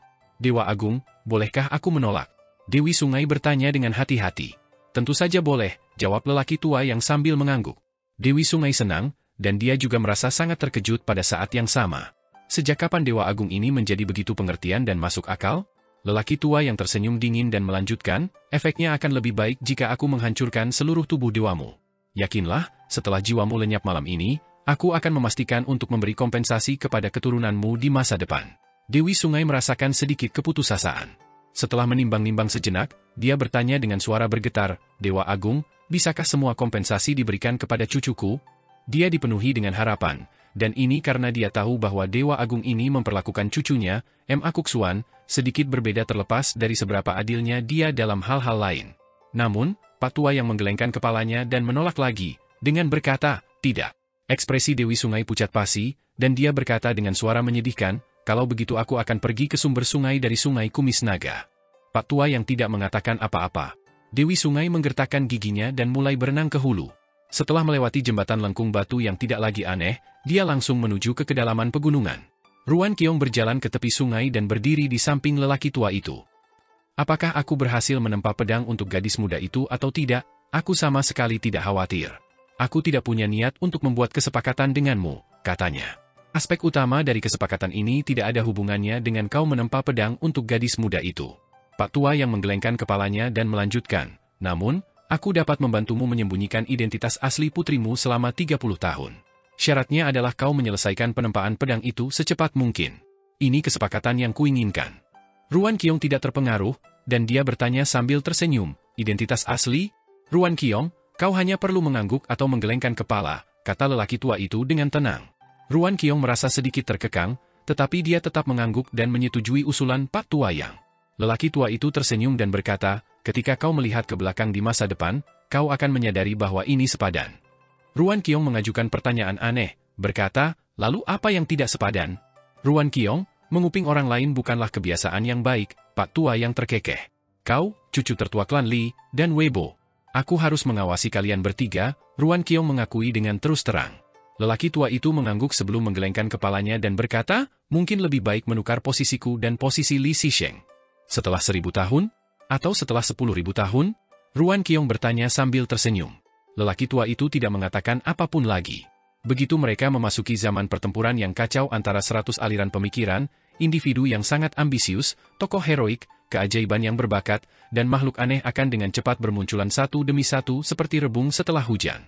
Hanya dalam waktu singkat, dunia akan berubah total. Lelaki tua itu telah menyaksikan pemandangan luar biasa ini sebelumnya, lebih dari sekali. Pada akhirnya, Ruan Qiong hanyalah seorang bijak militer dan bukan seorang bijak naturalis. Meskipun ia sudah merencanakan jauh ke depan, misalnya, hal-hal yang berkaitan dengan pertumbuhan putrinya Ruan Xiu, itu masih belum cukup jauh ke depan. Pada saat ini, Pak Tua yang tiba-tiba berkata, tentu saja itu tidak sepadan. Apa gunanya mengumpulkan jiwa dua manusia biasa? Harga yang harus dibayar untuk melakukannya tidaklah kecil.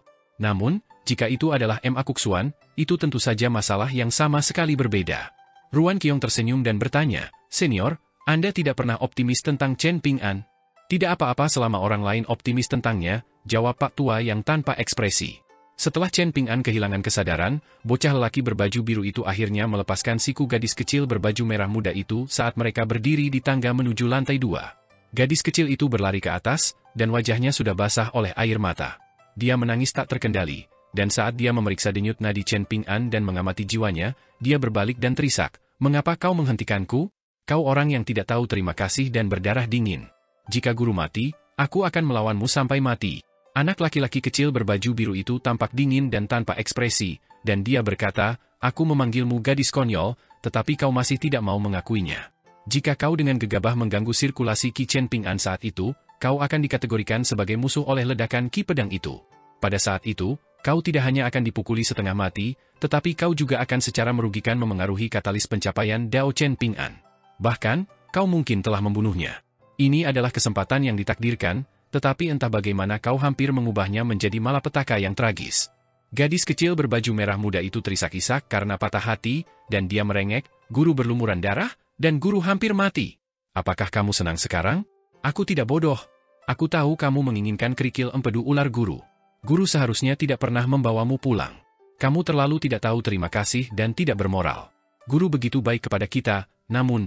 Dengan lompatan ringan, bocah laki-laki berbaju biru itu mendarat di pagar bambu hijau tempat dia kemudian berjongkok dan membentak, "Bukan urusanmu untuk mengatakan apakah Chen Ping'an mati atau tidak.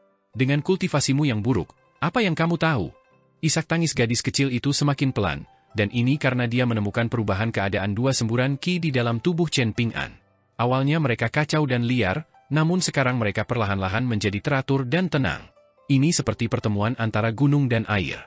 Meskipun keduanya akan bertabrakan di awal dan menimbulkan gelombang yang bergejolak dan menjulang tinggi, sifat menakutkan ini secara bertahap akan mereda dan berubah menjadi tenang dan tenteram. Demikian pula, jiwa Chen Ping'an yang gemetar hebat karena kesakitan yang menyiksa juga mulai tenang, dengan ratapan menyakitkan yang akhirnya berubah menjadi rengekan pelan. Chen Ping'an tertidur lelap, dan ekspresi bengkok di wajahnya yang kecoklatan perlahan mengendur dan kembali normal. Pada akhirnya, bocah lelaki itu secara mengejutkan tampak seperti bayi yang sedang menikmati tidur siang yang nyaman sambil dibedong di lengan seseorang. Gadis kecil berbaju merah muda itu sangat gembira, dan wajahnya dipenuhi noda air mata saat dia menoleh ke bocah lelaki berbaju biru dan berkata dengan suara rendah, "Guru baik-baik saja, hanya saja dia benar-benar tertidur." Bocah lelaki berbaju biru memutar matanya. Dia berdiri, dan dia memperlakukan pagar sebagai jalan setapak saat dia mulai berjalan-jalan. Setelah Chen Ping'an pingsan, gadis kecil berbaju merah muda itu seolah-olah kehilangan arah. Dia hanya bisa menoleh ke anak laki-laki berbaju biru dan bertanya, "Apa yang harus kita lakukan sekarang?"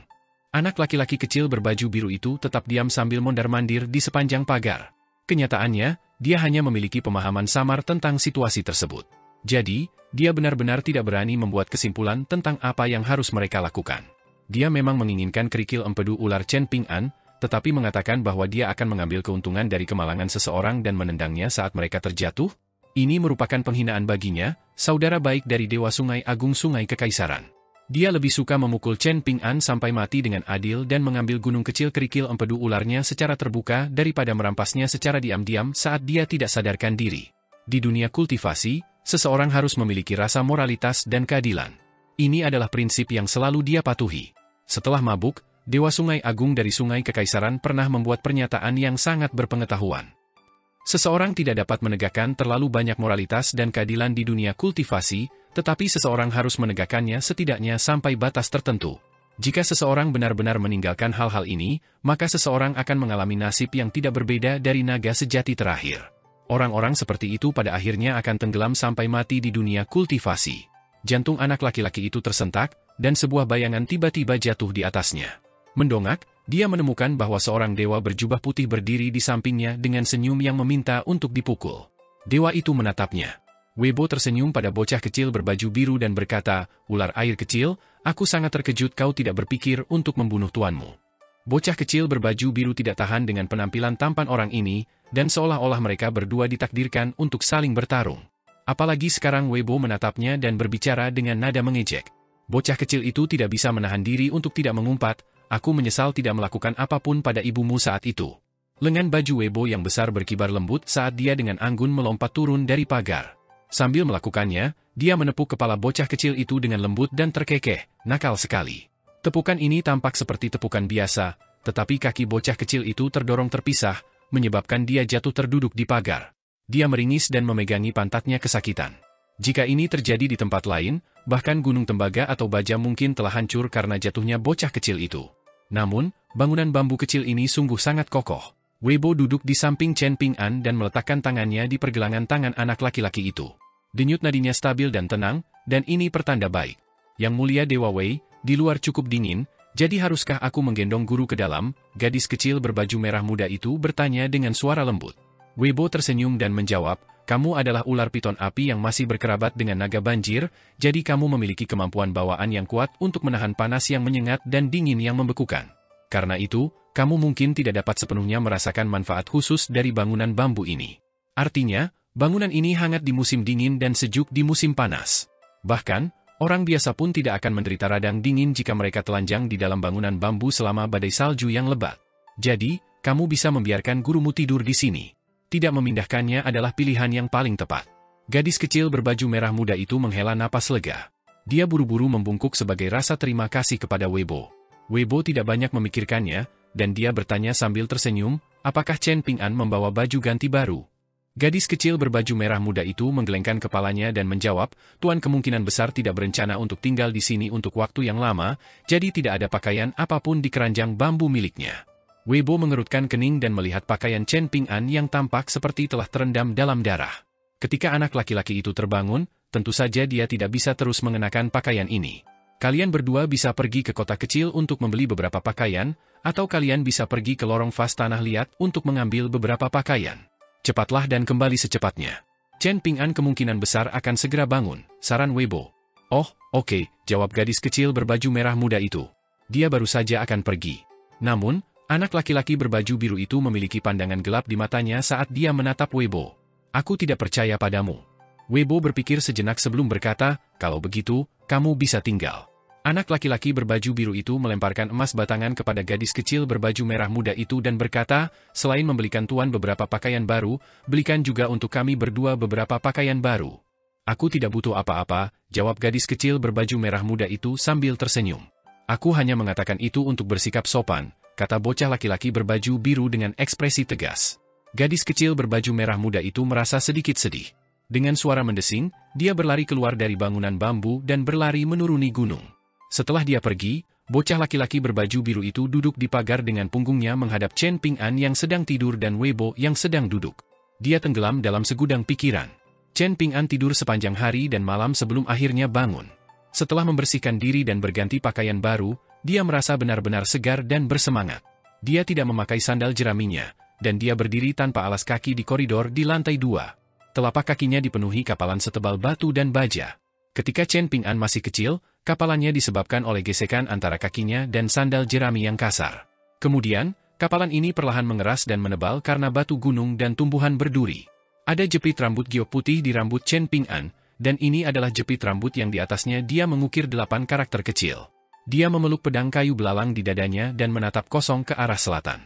Weibo kembali setelah pergi beberapa saat, dan dia membawa beberapa bahan obat yang dia katakan kepada gadis kecil berbaju merah muda untuk membantunya memasak. Obat ini dapat digunakan untuk membantu Chen Ping'an mengisi kembali energi vitalnya.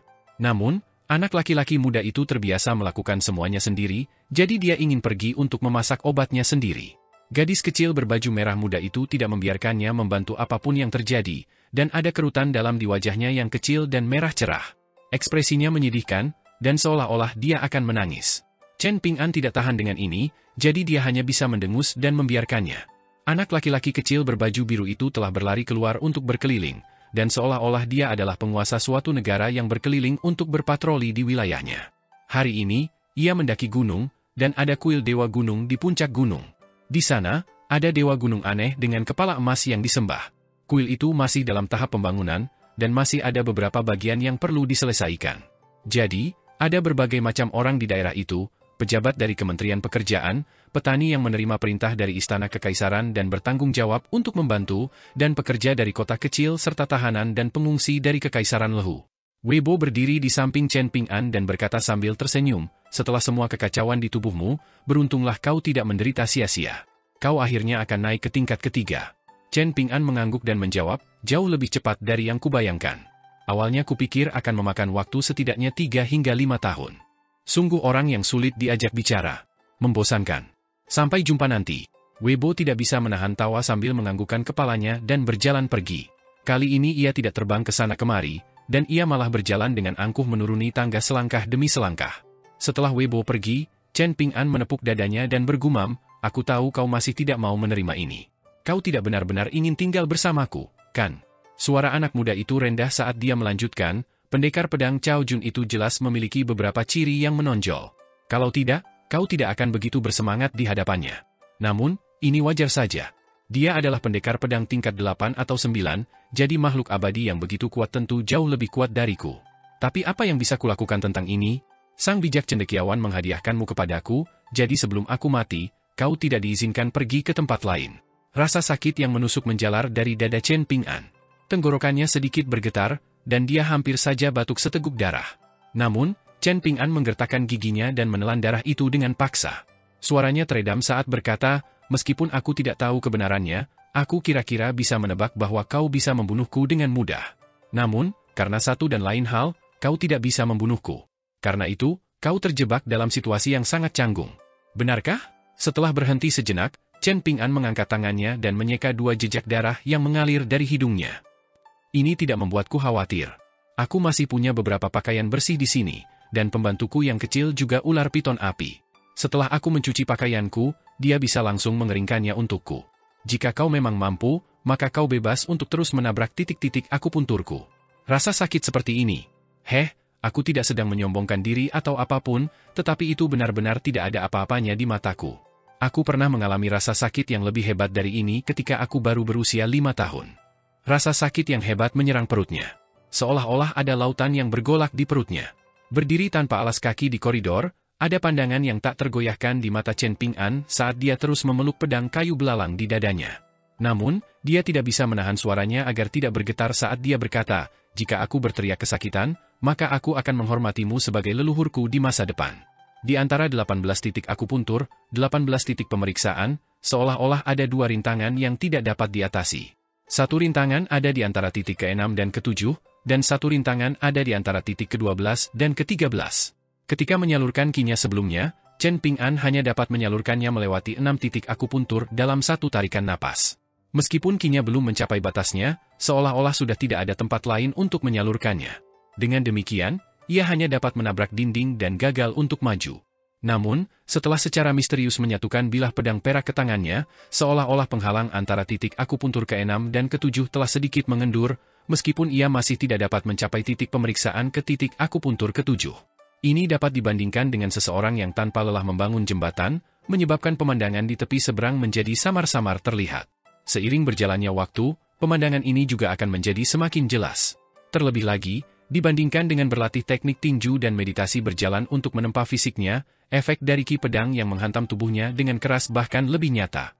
Hal itu tampaknya memaksa Chen Ping'an untuk mengolah bagian dalam dan luar tubuhnya. Ini sama saja dengan memiliki gunung besar yang Chen Ping'an terus-menerus coba lewati dan buat jalan setapak di atasnya. Akan tetapi, tidak ada cara yang efisien untuk melakukannya, dan ia hanya bisa menebas pepohonan dan semak-semak serta berjalan sangat lambat. Namun, setelah bilah pedang memasuki tubuhnya, seolah-olah bocah lelaki berbaju biru itu telah mengambil wujud aslinya dan mulai berenang melewati gunung. Dengan demikian, jalan setapak, yang sangat kasar secara alami terukir di gunung tersebut. Setelah itu, Chen Ping'an hanya perlu mengikuti ular air dan meratakan jalan setapak tersebut. Chen Ping'an tidak takut dengan kesulitan. Akan tetapi, ini tidak berarti ia menikmatinya. Lagi pula, berapa banyak orang di dunia yang benar-benar menikmati kesulitan? Namun, jika menanggung kesulitan dapat memberinya manfaat, maka Chen Ping'an akan secara aktif mencari kesulitan tanpa sedikit pun keraguan. Setelah hidup sendiri selama bertahun-tahun, dan setelah menanggung begitu banyak rasa sakit dan kesulitan, Chen Ping'an mulai memahami sebuah prinsip. Hidup di dunia ini, ada banyak orang yang melakukan banyak hal. Bagi sebagian besar dari mereka, kesulitan tidak lebih dari sekadar itu, kesulitan. Menanggung kesulitan untuk akhirnya menuai pahala? Kita harus bertanya kepada surga yang sedang tidur apakah mereka setuju atau tidak. Chen Ping'an memutuskan bahwa ia masih perlu meninggalkan sebagian besar harta bendanya di bengkel pandai besi Ruan Xiu. Ada terlalu banyak orang di gunung tertindas, dan Chen Ping'an tidak merasa aman meninggalkan barang-barangnya di sana. Jika bukan karena Li Xisheng hari itu, Chen Ping'an akan menderita kerugian besar meskipun ia berdiri di luar rumahnya sendiri di gang Fas Tanah Liat. Tidak heran bocah kecil berbaju biru itu selalu menggumamkan kata-kata itu. Dunia kultivasi memang penuh dengan bahaya. Kepala Chen Ping'an miring ke samping, dan ia tiba-tiba mengangkat tangan untuk menutup mulutnya. Darah merembes keluar dari sela-sela jarinya. Chen Ping'an menarik napas dalam-dalam, dan ia merentangkan telapak tangannya untuk memperlihatkan genangan darah. Aku akan meninggalkan gunung dan membangun makam untuk orang tuaku setelah ini. Bisakah kita melakukan gencatan senjata sementara dulu? Tanya Chen Ping'an dengan marah. Pedang itu hendak menyerang titik akupuntur, tetapi perlahan-lahan menjadi tenang setelah mendengar ini. Pedang itu tampaknya menyetujui permintaan Chen Ping'an. Pedang terbang itu tidak lagi tampak seperti batangan perak yang kasar dan belum dimurnikan. Selain ukurannya yang sangat kecil, pedang itu sekarang tampak persis seperti pedang. Namun, pedang itu tampak berada dalam keadaan antara ilusi dan nyata, dan ini memberinya penampilan yang tembus cahaya dan aura abadi. Melayang dalam cahaya fajar, pedang terbang yang kecil dan indah itu berkilauan dengan cahaya yang menyilaukan dan menarik perhatian. Chen Ping'an ragu-ragu sejenak sebelum akhirnya bertanya, "Ada apa? Kau ingin terbang mencari udara segar karena ini tahun baru? Katakanlah, apakah pedang terbang sepertimu juga memperhatikan festival?" Ujung pedang terbang itu berputar sedikit. Chen Ping'an menegang, dan dia bersiap untuk melarikan diri kapan saja. Setelah berputar penuh 360 derajat, ujung pedang itu sedikit miring ke atas, sementara gagang pedang itu sedikit miring ke bawah. Seolah-olah pedang terbang itu membiasakan diri dengan dunia yang sedikit asing ini. Suara bocah laki-laki berbaju biru itu terbangun dan menguap dari dalam rumah. Dengan suara mendesing, pedang terbang itu terbang ke arah dahi Chen Ping'an, dengan kecepatannya yang begitu cepat sehingga meninggalkan bayangan di tempat asalnya. Sebuah lengkungan cahaya tipis muncul di udara, dan kecepatan serta kelincahan pedang terbang itu jauh melampaui imajinasi Chen Ping'an. Dia sama sekali tidak bisa menghindarinya, dan dia langsung merasakan sensasi dingin di dahinya. Bocah lelaki itu mengulurkan tangan untuk menyentuh dahinya. Namun, tidak ada lubang berdarah di sana, dan bahkan tidak ada sedikit pun goresan. Pedang terbang itu dengan mudah terbang ke tubuhnya dan kembali ke titik akupuntur. Seolah-olah pedang terbang itu adalah pedang abadi duniawi yang tak tertandingi yang mengukir jalan melalui medan perang, itu benar-benar tak terhentikan. Chen Ping'an berencana untuk bertanya kepada Ruan Xiu tentang ini ketika dia mendapat kesempatan. Apakah semua pedang terbang di dunia ini mistis dan mengesankan seperti ini? Di dekat pintu depan, bocah lelaki berbaju biru yang bersemangat itu sudah membawa seikat besar tabung bambu yang telah disiapkan beberapa waktu lalu. Saat dia berjalan keluar pintu depan bersama gadis kecil berbaju merah muda yang matanya sayu, dia menendangnya pelan dari belakang. Gadis kecil itu buru-buru menepuk-nepuk pakaiannya hingga bersih. Itu adalah pakaian baru yang baru saja dibelikan guru untuknya. Dia melotot ke arah bocah lelaki itu dan bertanya, "Apa yang kamu lakukan?" Berdiri di halaman, bocah lelaki berbaju biru itu mendesah dan menjawab, "Apa kamu bodoh? Sebagai ular piton api, kamu memiliki kemampuan bawaan untuk menggunakan kemampuan mistis elemen api. Jadi, apakah kamu akan bergegas dan menyalakan petasan?" Gadis kecil berbaju merah muda itu berkedip saat mendengar ini. Ternyata, kemampuan mistis elemen api juga bisa digunakan seperti ini. Selama perjalanan mereka kembali ke kota kecil, Chen Ping'an selalu menjadi orang yang menyalakan api untuk memasak. Ini terjadi bahkan saat hujan atau salju.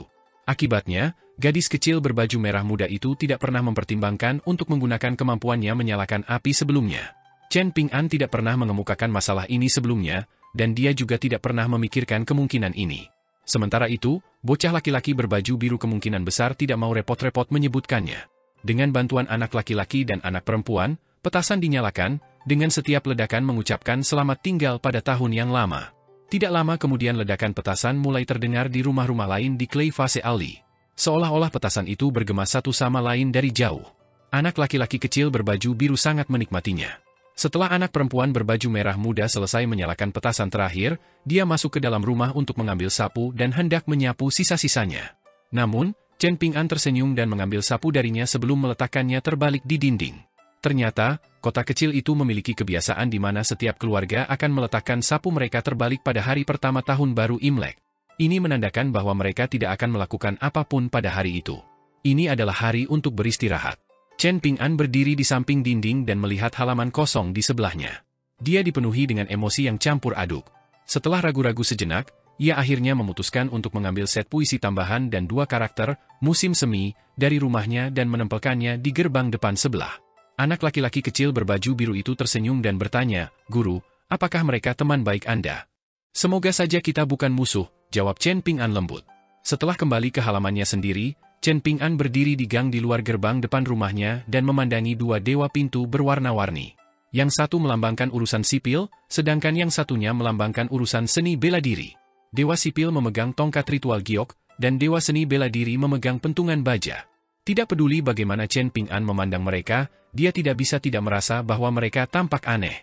Di masa lalu, kota kecil itu menjual semua jenis stiker dewa pintu berbahan dasar kertas. Selain dewa sipil dan dewa seni bela diri, ada juga dewa keberuntungan dan banyak jenis dewa lainnya. Namun, tahun ini, semua stiker dewa pintu di kota kecil itu diatur dan dipaksa menjadi sama. Menurut pemilik toko, ini adalah aturan yang ditetapkan oleh pejabat setempat. Terlebih lagi, patung-patung emas para dewa yang akan disembah di Pavilion Wenchang dan kuil pertapa bela diri yang baru dibangun di kota kecil itu tidak lain adalah patung 2 dewa yang digambarkan pada stiker dewa di pintu. Chen Ping'an teringat apa yang dikatakan Pak Tua yang kepadanya, dan kesannya terhadap kata-kata itu menjadi semakin dalam. Chen Ping'an menyingkirkan pikiran-pikiran suram ini dari benaknya. Dia kemudian berjalan untuk duduk di halaman dan berjemur di bawah sinar matahari. Dia tidak memikirkan hal lain. Gadis kecil berbaju merah muda itu terus duduk di bangku kecilnya dan memakan biji bunga matahari panggang. Sedangkan anak laki-laki berbaju biru, ia menggenggam kedua tangannya di belakang punggungnya dan berjalan berputar-putar di sekitar halaman. Ia dipenuhi dengan ambisi yang tinggi, dan ia berteriak bahwa ia akan berkultivasi dengan sungguh-sungguh tahun ini. Ia pasti akan mengalahkan guru dan gadis konyol itu. Ketika tahun berikutnya tiba, ia akan dapat berkeliaran dengan bebas di kota kecil itu dan melakukan apapun yang ia inginkan. Ia tidak perlu takut pada siapapun, bahkan pendekar pedang yang buruk di tingkat ke-8 atau ke-9. Setelah mengatakan semua ini, bocah lelaki berbaju biru itu tersenyum patuh dan berkata, "Tuan, Anda hanya perlu memberiku beberapa kerikil empedu ular berkualitas baik lagi. Belum lagi tahun depan, aku akan menjadi tak terkalahkan di kota kecil besok. Pada saat itu, Tuan dapat membawaku berkeliling dan melakukan apapun yang Anda inginkan. Anda dapat menggertak pria dan merebut wanita, dan Anda dapat menikmati hidup sebagai tiran yang tidak perlu mematuhi aturan apapun. Jika Anda menemukan gadis cantik yang Anda sukai, Anda dapat langsung menyeret mereka ke gang vas tanah liat dan... Tuan, apakah memikirkan hal ini membuat Anda bahagia?" Chen Ping'an mengambil segenggam biji bunga matahari panggang dari sisi meja gadis kecil berbaju merah muda dan menjawab dengan anggukan, "Asalkan Anda bahagia." Senyum penuh kerinduan di wajah anak laki-laki itu langsung membeku dan menghilang. Ia mendesah dan mengerang saat duduk di sebelah Chen Ping'an. Dengan Chen Ping'an di sebelah kiri dan gadis kecil berbaju merah muda di sebelah kanan, mereka seperti 2 dewa pintu mini. Namun, anak laki-laki berbaju biru merasa bahwa memulai hari pertama tahun baru dengan buruk adalah pertanda buruk baginya. Karena itu, ia mengambil kerikil empedu ular biasa dan mulai menggedornya dengan keras. Ia tidak punya pilihan selain menciptakan pertanda baik untuk dirinya sendiri. Pada saat itulah Chen Ping'an tiba-tiba mengeluarkan 2 kantong kecil dan indah dari lengan bajunya. Itu adalah beberapa barang festival musim semi dari toko kuenya di Gang Berkuda Naga. Ia menyerahkannya kepada kedua anak kecil itu dan berkata dengan geli, "Ini, uang keberuntungan dari tuanmu." Anak laki-laki berbaju biru tidak merasa senang, tetapi saat membuka kantong itu, matanya melotot sejauh mungkin. Ternyata, ini adalah kerikil empedu ular berkualitas tinggi yang berwarna-warni seperti awan senja yang berkilauan. Gadis kecil berbaju merah muda itu juga menerima kerikil empedu ular berkualitas tinggi. Setelah kembali ke rumah leluhur Chen Ping'an di Clay Vase Ali saat itu, bocah lelaki berbaju biru itu telah melihat semuanya dengan sangat jelas. Selain dari 90-an kerikil empedu ular biasa, ada juga 11 kerikil empedu ular berkualitas tinggi yang tersisa di kantong Chen Ping'an. Saat itu, dia telah memberi mereka masing-masing 2 kerikil empedu ular berkualitas tinggi, dan ini telah mengurangi jumlah kerikil empedu ular berkualitas tinggi miliknya dari 11 menjadi 7. Dan sekarang, dia memberi mereka masing-masing kerikil empedu ular berkualitas tinggi lainnya. Bukankah ini berarti dia telah memberikan setengah dari kerikil empedu ular berkualitas tinggi miliknya?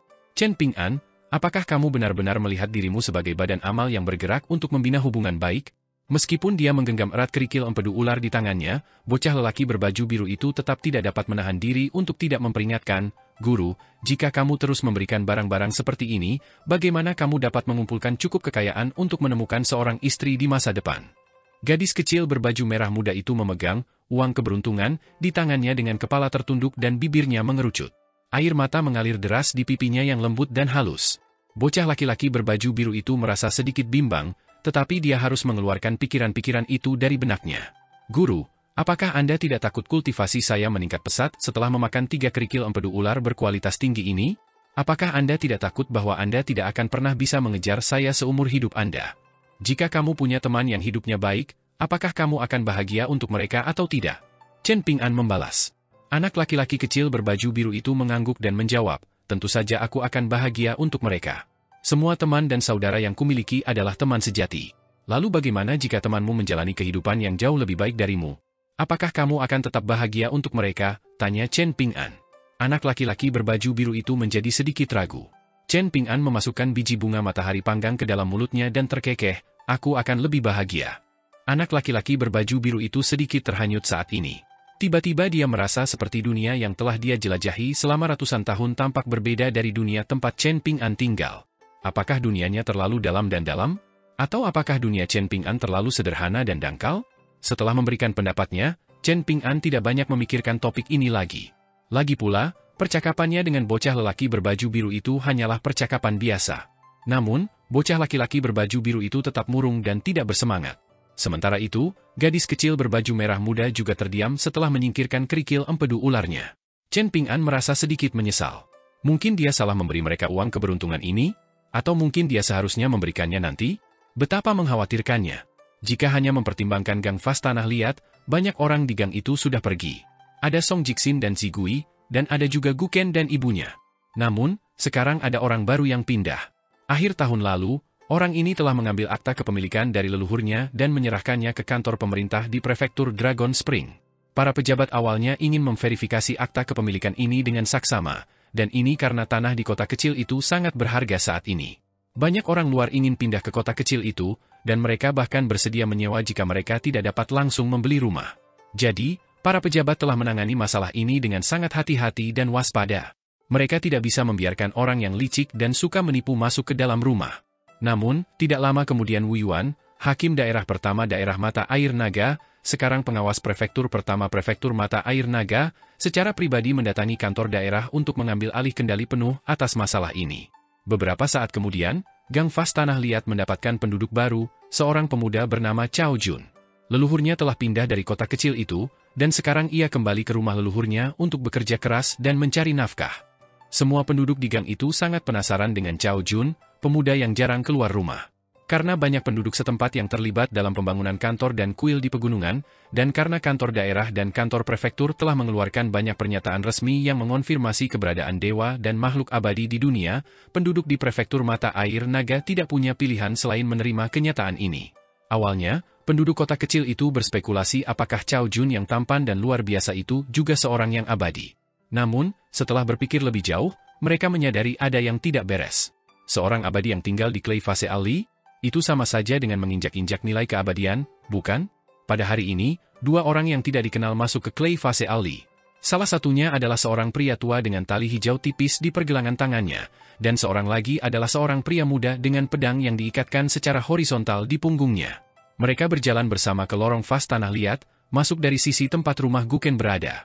Saat berjalan melewati halaman Song Jixin dan Chen Ping'an, pria tua itu mengintip dari balik dinding pendek dan melihat anak laki-laki kecil berbaju biru dan gadis kecil berbaju merah muda. Ada senyum mistis di wajahnya. Gadis kecil berbaju merah muda itu sedikit bingung, tetapi dia tidak terlalu memikirkannya.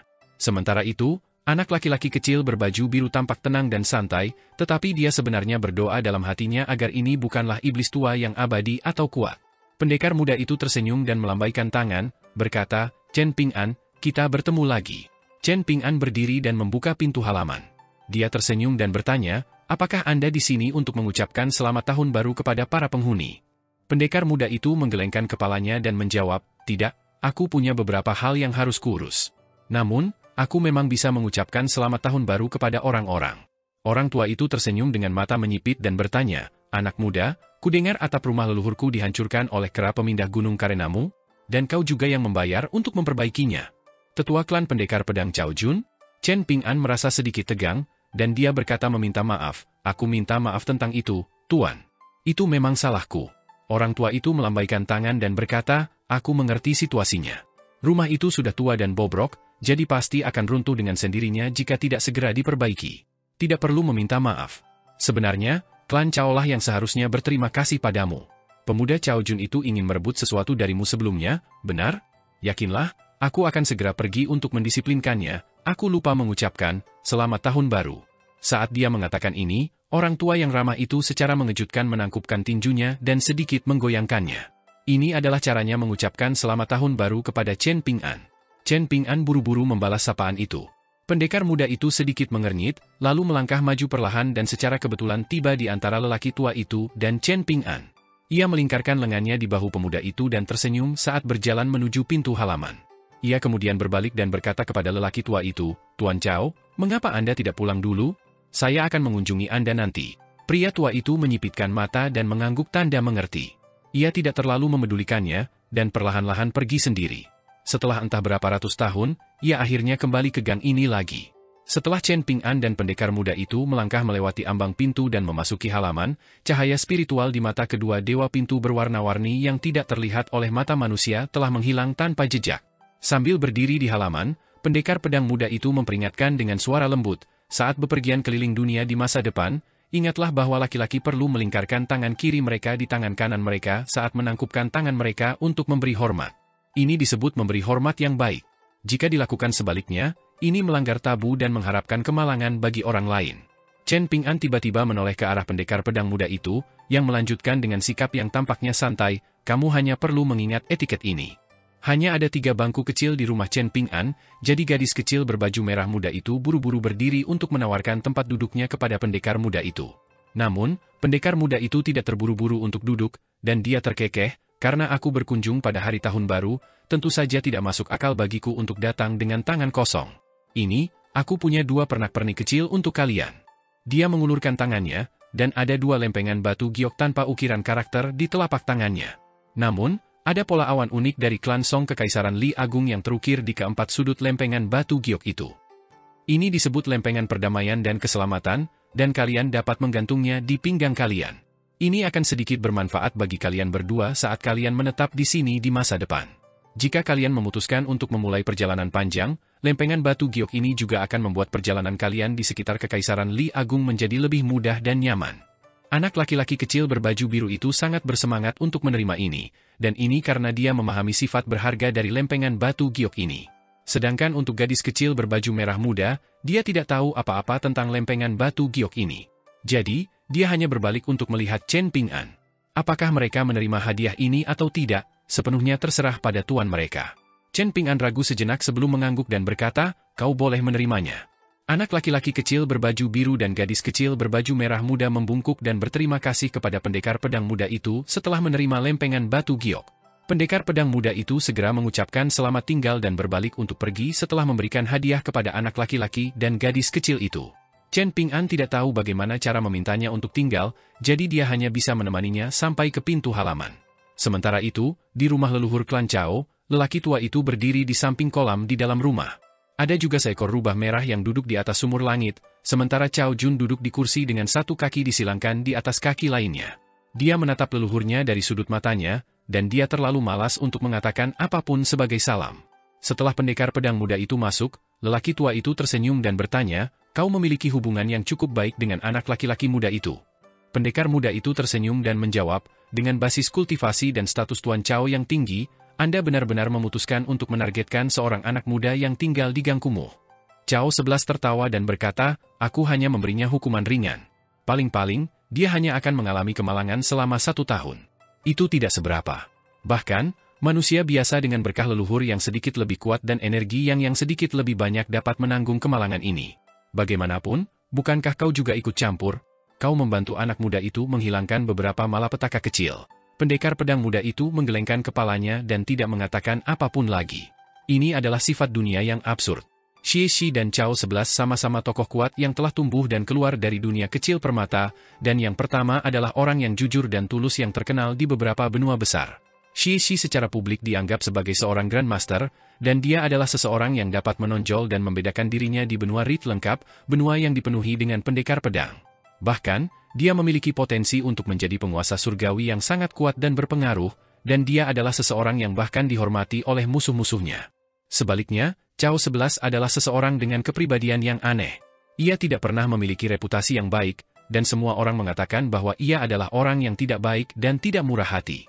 Mereka mengklaim bahwa itu karena kesempatan yang sangat baik yang diberikan kepadanya sehingga ia mampu terus tumbuh lebih kuat dengan cara yang tidak dapat dihentikan. Namun, bertentangan dengan harapan, justru pendekar pedang yang tidak lazim, Cao 11, yang kini berdiri di pihak Kekaisaran Li Agung. Sementara itu, Xie Shi tiba-tiba hendak melakukan sesuatu yang sangat memalukan. Cao Jun berdiri dan berkata sambil tersenyum tipis, "Aku tahu siapa dirimu. Kau adalah Suruo dari klan Mo. Kau telah menjelajahi benua ilahi bumi tengah selama bertahun-tahun, dan kau sangat terkenal di sana. Orang-orang menyebutmu sebagai naga banjir di antara manusia. Aku merasa Wei Jin dari benua botol berharga timur suka membenamkan dirinya di dunia dan tidak suka tinggal di pegunungan karena pengaruhmu. Mungkin dia mencoba meniru apa yang kau lakukan di masa mudamu." Suruo mengingat pendekar pedang muda dan bersemangat dari kuil angin salju itu. Ia menggelengkan kepalanya dan terkekeh, dia tidak mencoba meniruku. Cao 11 tiba-tiba teringat sesuatu, dan dia melompat ke kolam yang mengering dan membalik lempengan batu biru. Ada koin tembaga biasa yang tersembunyi di sana, dan koin itu sudah tertutup karat. Pedang abadi terestrial yang terkenal itu tertawa terbahak-bahak. Dia meletakkan koin tembaga itu di lengan bajunya dan mendecak lidahnya dengan heran. Pertanda baik, pertanda yang sangat baik. Cao 11 menatap pendekar pedang muda itu dan berkata, "Menurutku, hancurnya porselen yang terikat itu adalah kesalahan Kekaisaran Li Agung dan daerah mata air naga. Karena kesalahan merekalah kecelakaan itu terjadi.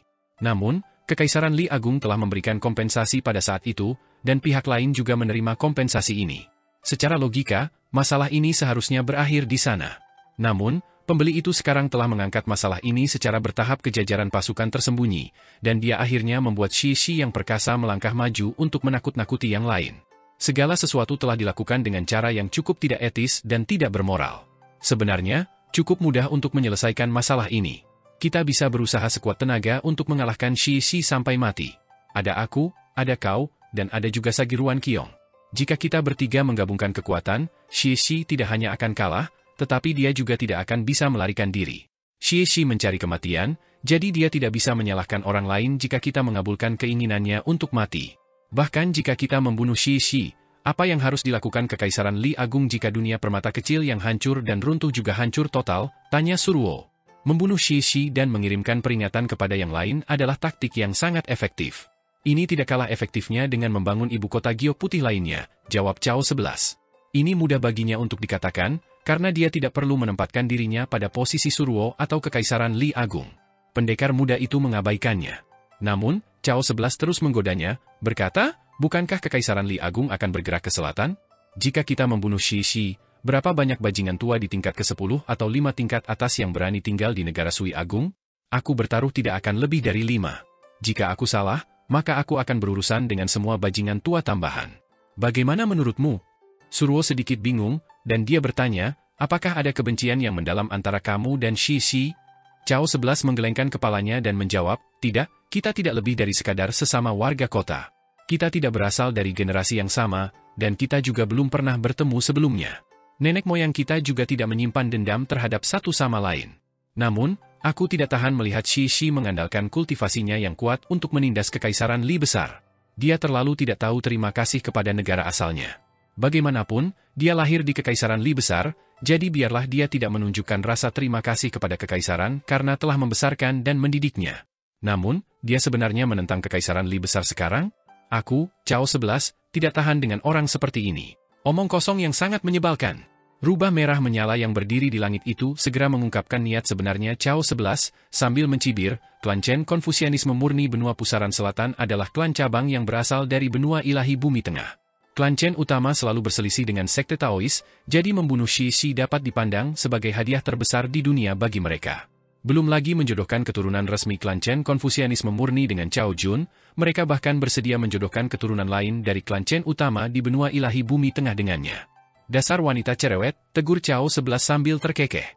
Dia mengangkat tangan dan menjentikan lengan bajunya.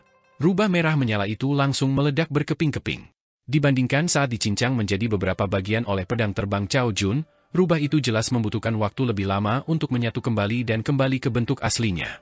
Ia merobek genteng dan melemparkannya ke arah Cao 11 dengan agresif. Setelah melakukan ini, ia berbalik untuk melarikan diri secepat kilat. Cao 11 dengan santai menangkap genteng dan melemparkannya kembali ke posisi semula. Faktanya, genteng itu sudah hancur berkeping-keping. Suruo, orang gagah berani dari klan Mo, menolak saran Cao 11. Masalah semacam ini bukanlah sesuatu yang bisa aku putuskan. Cao 11 memutar matanya dan bertanya, lalu siapa di Kekaisaran Li Agung yang bisa membuat keputusan ini? Suruo tersenyum dan menjawab, hanya 3 orang, Kaisar, Raja Song Changjing, dan Guru Kekaisaran Cui Chen. Kalau begitu suruh salah satu dari mereka datang, seru Cao 11 dengan marah. Kau, Suruo, datang ke sini hanya untuk menonton pertunjukan tanpa benar-benar melakukan apapun? Apa gunanya?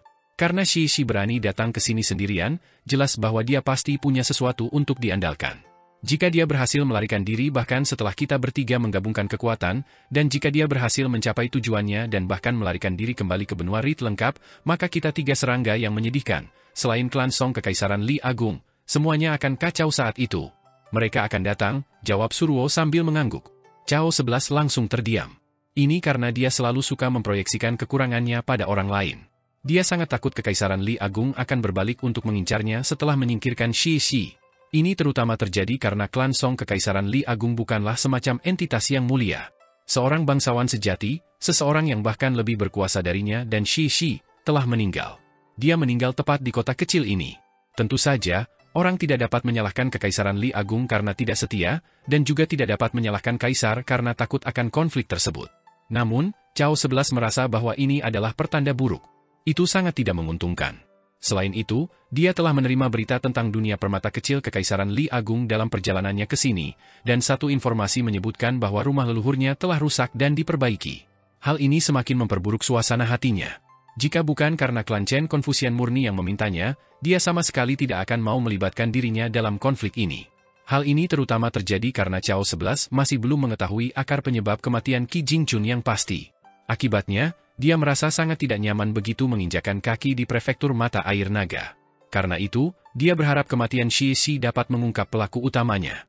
Pada saat itu, bahkan jika skenario terburuk dalam benaknya terjadi, masih akan ada klan Song dari Kekaisaran Li Agung, Sagi Ruan Qiong dan Kuil Angin Salju, dan para pendukungnya, klan Chen dari Konfusianisme murni dan klan Chen dari benua ilahi bumi tengah untuk berbagi risiko bersama. Risiko dan imbalan berjalan beriringan. Ini sama terlepas dari apakah itu dunia fana atau dunia kultivasi. Kediaman leluhur klan Shi berada di Gang Daun Persik, dan keturunan klan tersebut tidak dapat dianggap banyak jumlahnya. Faktanya, klan Shi sudah mengalami kemunduran. Jika bukan karena anak laki-laki muda dengan alis panjang itu menjadi murid tidak resmi Ruan Qiong, klan Shi pasti sudah membuat keputusan menyedihkan untuk menjual kediaman leluhur mereka sejak lama. Seorang pria paruh baya mengetuk gerbang kediaman leluhur. Seorang gadis muda membuka gerbang, dan dia bertanya, "Anda?" "Aku leluhurmu," jawab pria paruh baya itu dengan nada serius. Gadis muda dengan mata cerah dan alis tipis itu tampak seperti orang yang anggun dan terkendali, tetapi sebenarnya dia adalah orang yang galak dan pemarah. "Ini hari tahun baru, jadi bagaimana bisa kau mengganggu seseorang seperti ini? Kau ingin aku mengambil sapu untuk memukulmu," serunya dengan marah. Pria paruh baya itu tidak terpengaruh, dan dia menjawab, "Kau bisa pergi dan membolak-balik buku silsilah klan. Cari buku Jiasu, dan akan ada seseorang bernama Shi yang tercatat di sana. Itu aku." Juga, karakter Shi hilang 1 titik. 15 menit kemudian, semua orang di klan Shi berlutut di lantai di luar aula leluhur. Shi mengabaikan keturunannya yang gemetar, dan dia diam-diam berjalan ke dalam aula leluhur untuk mempersembahkan 3 batang dupa. Suaranya terdengar serius saat berkata, "Anak muda dengan alis yang sedikit lebih panjang dari yang lain, kalian boleh masuk untuk mempersembahkan dupa. Kalian yang lain boleh kembali. Bagaimanapun, kalian tidak perlu mempersembahkan dupa.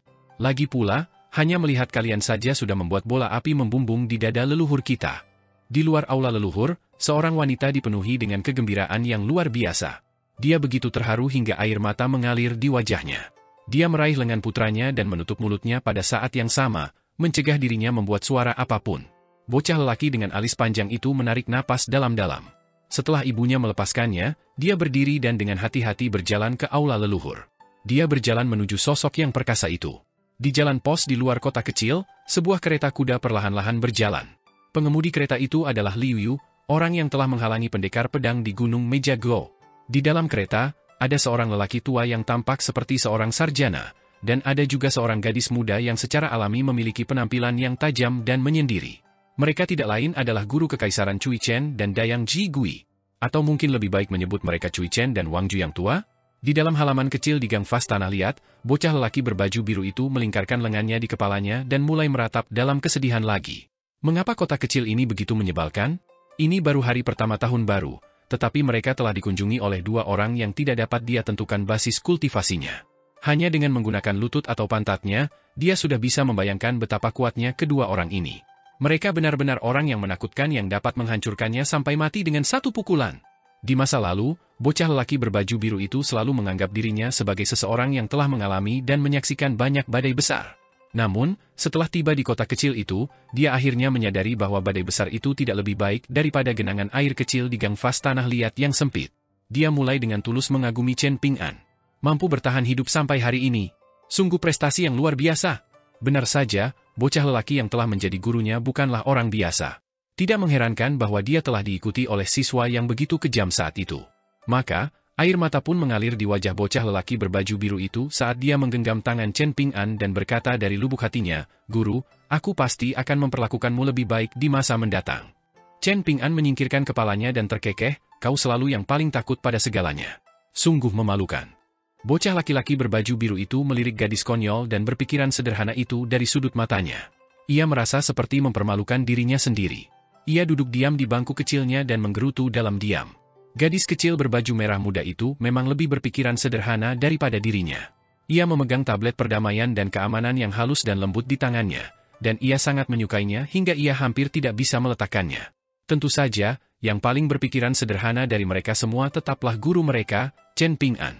Ia mengambil beberapa lembar bambu yang bertuliskan karakter dan meletakkannya di dinding lumpur pendek antara halamannya dan halaman Song Jixin.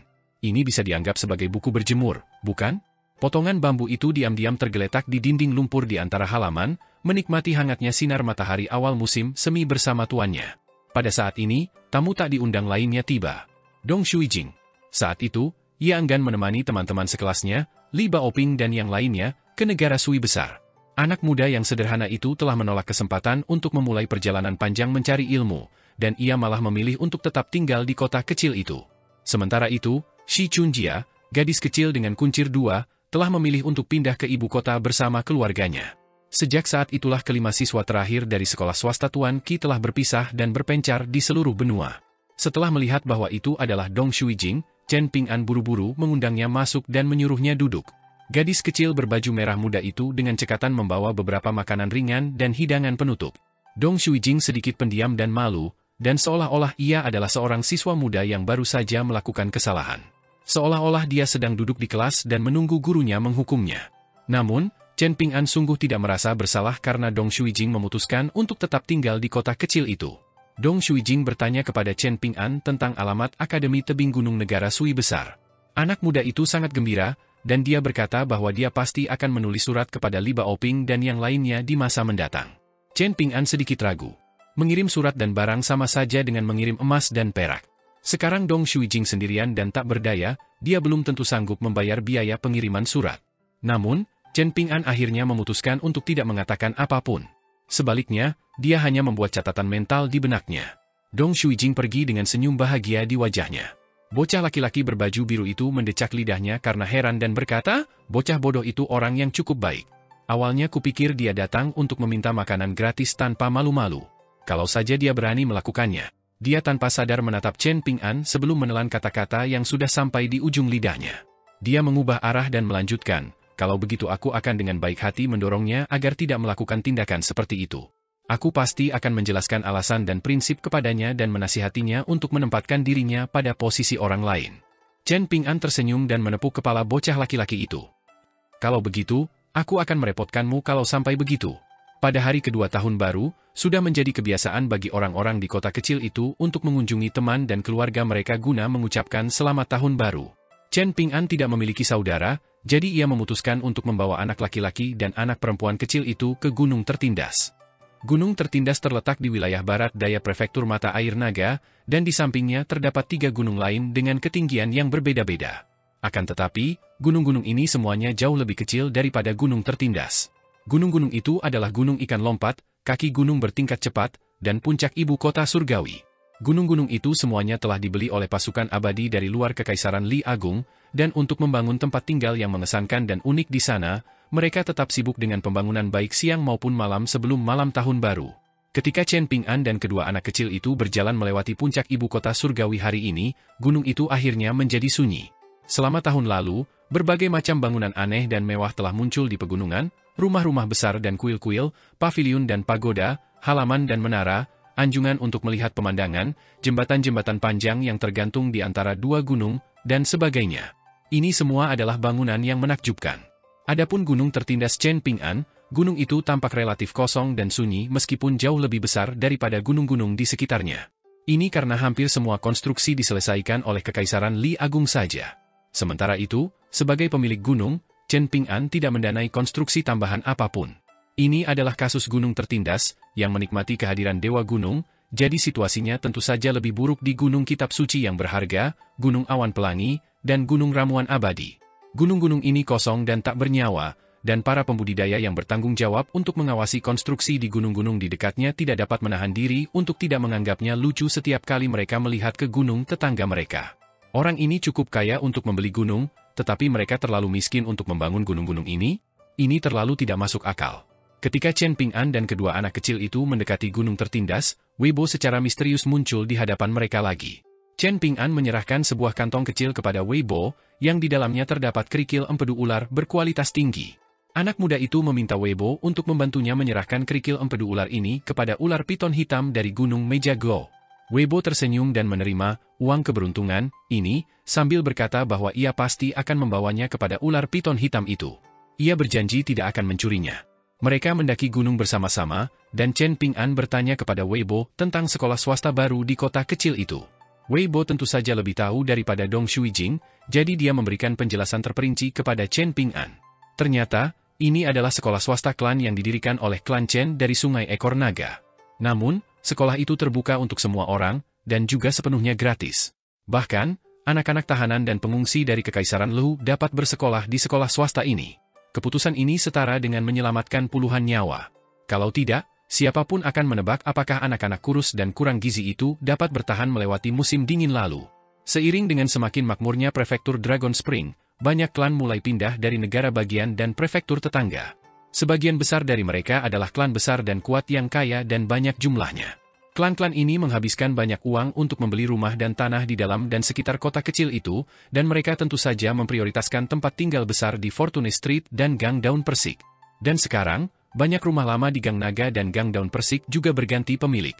Dalam waktu 1 tahun, sekolah swasta itu telah berkembang hingga lebih dari 100 siswa. Semua guru di sekolah itu juga terpelajar dan terpelajar. Setelah menjelaskan semua ini, Weibo tersenyum dan bertanya, apakah menurutmu orang-orang ini menggunakan palu godam untuk memecahkan kacang? Mengapa para sarjana yang sombong dan angkuh ini rela meninggalkan kampung halaman mereka dan datang ke sini untuk menderita? Selain itu, mengapa mereka rela mengajar sekelompok anak-anak dan pemuda? Chen Ping'an mengangguk dan menjawab, apakah karena klan Chen dari Sungai Ekor Naga menawari mereka banyak uang? Weibo tertawa terbahak-bahak. Dia melambaikan tangan dan menjelaskan, ini sama sekali tidak ada hubungannya dengan uang. Di antara para sarjana yang banyak membaca itu, 2 di antaranya adalah orang-orang yang berbudi luhur. Karena itu, bagaimana mereka bisa terpengaruh oleh uang? Tidak, orang-orang ini berharap untuk memasuki Gunung Tirai Awan. Mengapa? Karena tempat menarik bernama Akademi Forest Deer akan segera muncul di sana. Anak laki-laki kecil berbaju biru itu menyela dan bertanya, kamu bilang kamu pernah tinggal di Gunung Tirai Awan sebelumnya, jadi mungkin kamu melakukan pekerjaan sambilan di Akademi Forest Deer. Pergilah dan cari tempat berteduh di tempat lain. Aku sedang mendiskusikan hal-hal yang sangat penting dan mendalam dengan gurumu. Weibo mengibaskan lengan bajunya untuk mengusir anak kecil itu. Setelah beberapa saat, dia melanjutkan, sebenarnya, bahkan orang buta pun dapat melihat bahwa Kekaisaran Li Agung sedang merencanakan sesuatu yang besar. Bagaimanapun, Akademi Rusa Hutan adalah pesaing yang jelas bagi Akademi Tebing Gunung Negara Sui Agung. Begitu Kekaisaran Li Agung berhasil dalam ekspedisinya ke selatan, dan begitu klan Gao negara Sui Agung dihancurkan, dua kuota yang dimiliki benua botol harta karun timur untuk 72 Akademi Konfusianisme pasti akan diberikan kepada Akademi Pemandangan Danau dan Akademi Rusa Hutan. Jadi, semakin awal seseorang memasuki Akademi Rusa Hutan, semakin besar kemungkinan dia akan bisa menjadi pejabat pembantu naga. Pembantu naga dan pengikut naga hanya berbeda dalam satu hal, namun jurang pemisah di antara keduanya sama besarnya dengan jurang pemisah antara langit dan bumi. Namun, ini tidak dapat dihindari. Jika seorang sarjana ingin mewujudkan ambisinya dan memberi manfaat bagi bangsa dan rakyatnya, maka dia harus terlebih dahulu mendapatkan kursi di Istana Kekaisaran. Jika tidak, teori dan idenya tidak akan lebih dari sekadar kata-kata kosong. Tentu saja, jika seseorang gagal masuk ke Istana Kekaisaran, maka dia juga dapat mengambil langkah mundur dan mengembangkan karakter moralnya sendiri. Menyempurnakan pengetahuannya sendiri bukanlah pilihan yang buruk, dan dia juga dapat memilih untuk menyebarkan ajarannya dan mendidik masyarakat, dengan demikian membimbing masyarakat ke arah yang positif. Namun, dibandingkan dengan pilihan sebelumnya, ini tentu saja merupakan jalan yang lebih membosankan dan lebih sepi. Weibo bersikap acuh tak acuh saat mengatakan ini, dan saat ia terus mendaki gunung, kedua lengan bajunya yang besar bergoyang maju mundur seperti dua awan putih yang melayang menuju puncak gunung. Gadis kecil berbaju merah muda itu tidak bisa mengalihkan pandangannya dari ini. Sambil membawa rak buku hijau kecil di punggungnya, ia membayangkan masa depan di mana tuannya sendiri juga akan menjadi seanggun dan sehebat ini. Weibo, apakah sekarang kau adalah dewa gunung? Chen Ping'an tiba-tiba bertanya. Senyum penuh arti muncul di wajah Weibo, dan ia menjawab, Chen Ping'an, aku sudah menunggumu menanyakan ini sepanjang waktu. Anak laki-laki kecil berbaju biru itu mengerutkan bibirnya. Ada ekspresi mencemooh di wajahnya. Dewa gunung? Dan aku adalah saudara dari Dewa Sungai yang Agung. Weibo mengangkat tangan dan menunjuk ke arah Gunung Tirai Awan sebelum melanjutkan. Saat ini, untuk sementara aku adalah Dewa Gunung dari Gunung Tirai Awan. Saat ia berjalan di samping gadis kecil berbaju merah muda, anak laki-laki kecil berbaju biru itu diam-diam mulai menganggukkan kepalanya dan bertingkah. Jika semuanya berjalan sesuai rencana, Gunung Tirai Awan akan segera dipromosikan secara khusus menjadi Gunung Utara Kekaisaran Li Agung, Weibo menambahkan. Ping'an berhenti dan bertanya, Gunung Utara? Bukankah seharusnya Gunung Selatan? Weibo menggelengkan kepalanya dan menjawab, tidak, itu Gunung Utara. Wow, seru gadis kecil berbaju merah muda. Matanya dipenuhi kekaguman. Dewa resmi dari salah satu dari 5 gunung. Ini adalah posisi yang benar-benar mengesankan dan agung. Selain itu, ini adalah dewa resmi dari 5 gunung dari Kekaisaran Li Agung. Bocah laki-laki berbaju biru itu menelan ludah dan membasahi tenggorokannya. Dia kemudian dengan cepat berjalan ke sisi Weibo dan mendongak sambil tersenyum. Yang mulia Dewa Wei, apakah Anda lelah karena perjalanan? Apakah Anda perlu duduk dan beristirahat? Apakah Anda ingin saya memijat bahu dan kaki Anda? Weibo tersenyum dengan mata menyipit dan berseru, oh, kenapa kau tidak mengejekku lagi? Anak laki-laki kecil berbaju biru itu memasang ekspresi yang benar dan berkata, Yang mulia Dewa Wei, kau berteman baik dengan tuanku, dan aku juga bagian dari keluarga tuan. Dalam hal itu, kita berdua juga bisa dianggap sebagai teman dekat, kan? Apakah ini kesimpulan yang tepat, Yang mulia Dewa Wei? Weibo mengulurkan tangan untuk mencubit pipi ular air kecil itu. Dia tidak menahan diri, dan berkomentar, nakal sekali. Ada senyum kaku di wajah anak laki-laki itu. Namun, dia tidak berani menolak. Tidak ada pilihan lain. Jika Weibo mengatakan yang sebenarnya, maka dia dan tuannya sekarang tunduk pada keinginannya. Terlepas dari berapa banyak gunung yang dimiliki Chen Ping'an, dia harus menuruti keinginan Weibo selama dia tetap tinggal di prefektur mata air naga. Sebagai Dewa Agung dari salah satu dari 5 gunung, Weibo dapat menyebabkan semua gunung di wilayahnya berguncang hanya dengan 1 kali bersin. Jika dia mau, akan sangat mudah baginya untuk memanipulasi energi spiritual, menggali akar gunung, dan melakukan banyak hal lainnya. Selain itu, dia dapat melakukan semua hal ini tanpa ada yang menyadarinya. Weibo tersenyum dan bertanya, banyak hal yang terjadi di Gunung Keanggunan Ilahi, dan pekerjaan belum berhenti bahkan hingga hari ini. Chen Ping'an, apakah kamu ingin pergi ke sana untuk melihatnya? Sangat menarik. Chen Ping'an cukup bersemangat, dan dia mengangguk dengan sungguh-sungguh dan menjawab, tentu saja. Aku selalu ingin pergi ke sana untuk memeriksa semuanya. Weibo bersiul, dan tidak lama kemudian terdengar suara gemuruh keras dari suatu tempat di gunung. Setelah beberapa saat, seekor ular piton hitam raksasa dengan garis emas di perutnya merayap dan muncul di depan mata mereka. Anak laki-laki kecil berbaju biru dan gadis kecil berbaju merah muda sama-sama merasa sedikit gugup. Sangat umum bagi spesies yang berhubungan dengan naga banjir untuk saling memakan, dan ular piton hitam ini telah membuat kemajuan yang nyata dalam kultivasinya dan menunjukkan tanda-tanda bahwa ia memiliki bakat untuk menjadi naga banjir di masa depan. Ketika menyangkut banyak keturunan naga banjir yang memiliki garis keturunan yang rumit, banyak dari mereka tidak dapat mengambil sedikit pun bentuk naga banjir bahkan jika mereka telah maju ke tingkat ke-7 atau ke-8 dan sudah dapat mengambil bentuk manusia. Faktanya, ini adalah kasus bahkan untuk beberapa keturunan tingkat ke-9 yang kuat.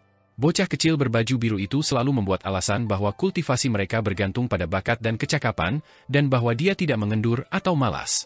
Kenyataannya, dia memang setengah benar. Weibo melemparkan kantung kecil itu ke ular piton hitam dan berkata, "Ini adalah uang keberuntungan dari Chen Ping'an. Tidak perlu terburu-buru memakannya, dan kami akan membutuhkanmu untuk membawa kami ke gunung keanggunan ilahi terlebih dahulu." Mata ular piton hitam itu sangat tenang, dan tidak ada sedikit pun tanda-tanda konflik atau perlawanan di dalamnya. Ia perlahan menundukkan kepalanya, menunjukkan kelembutan dan niat baik yang cukup.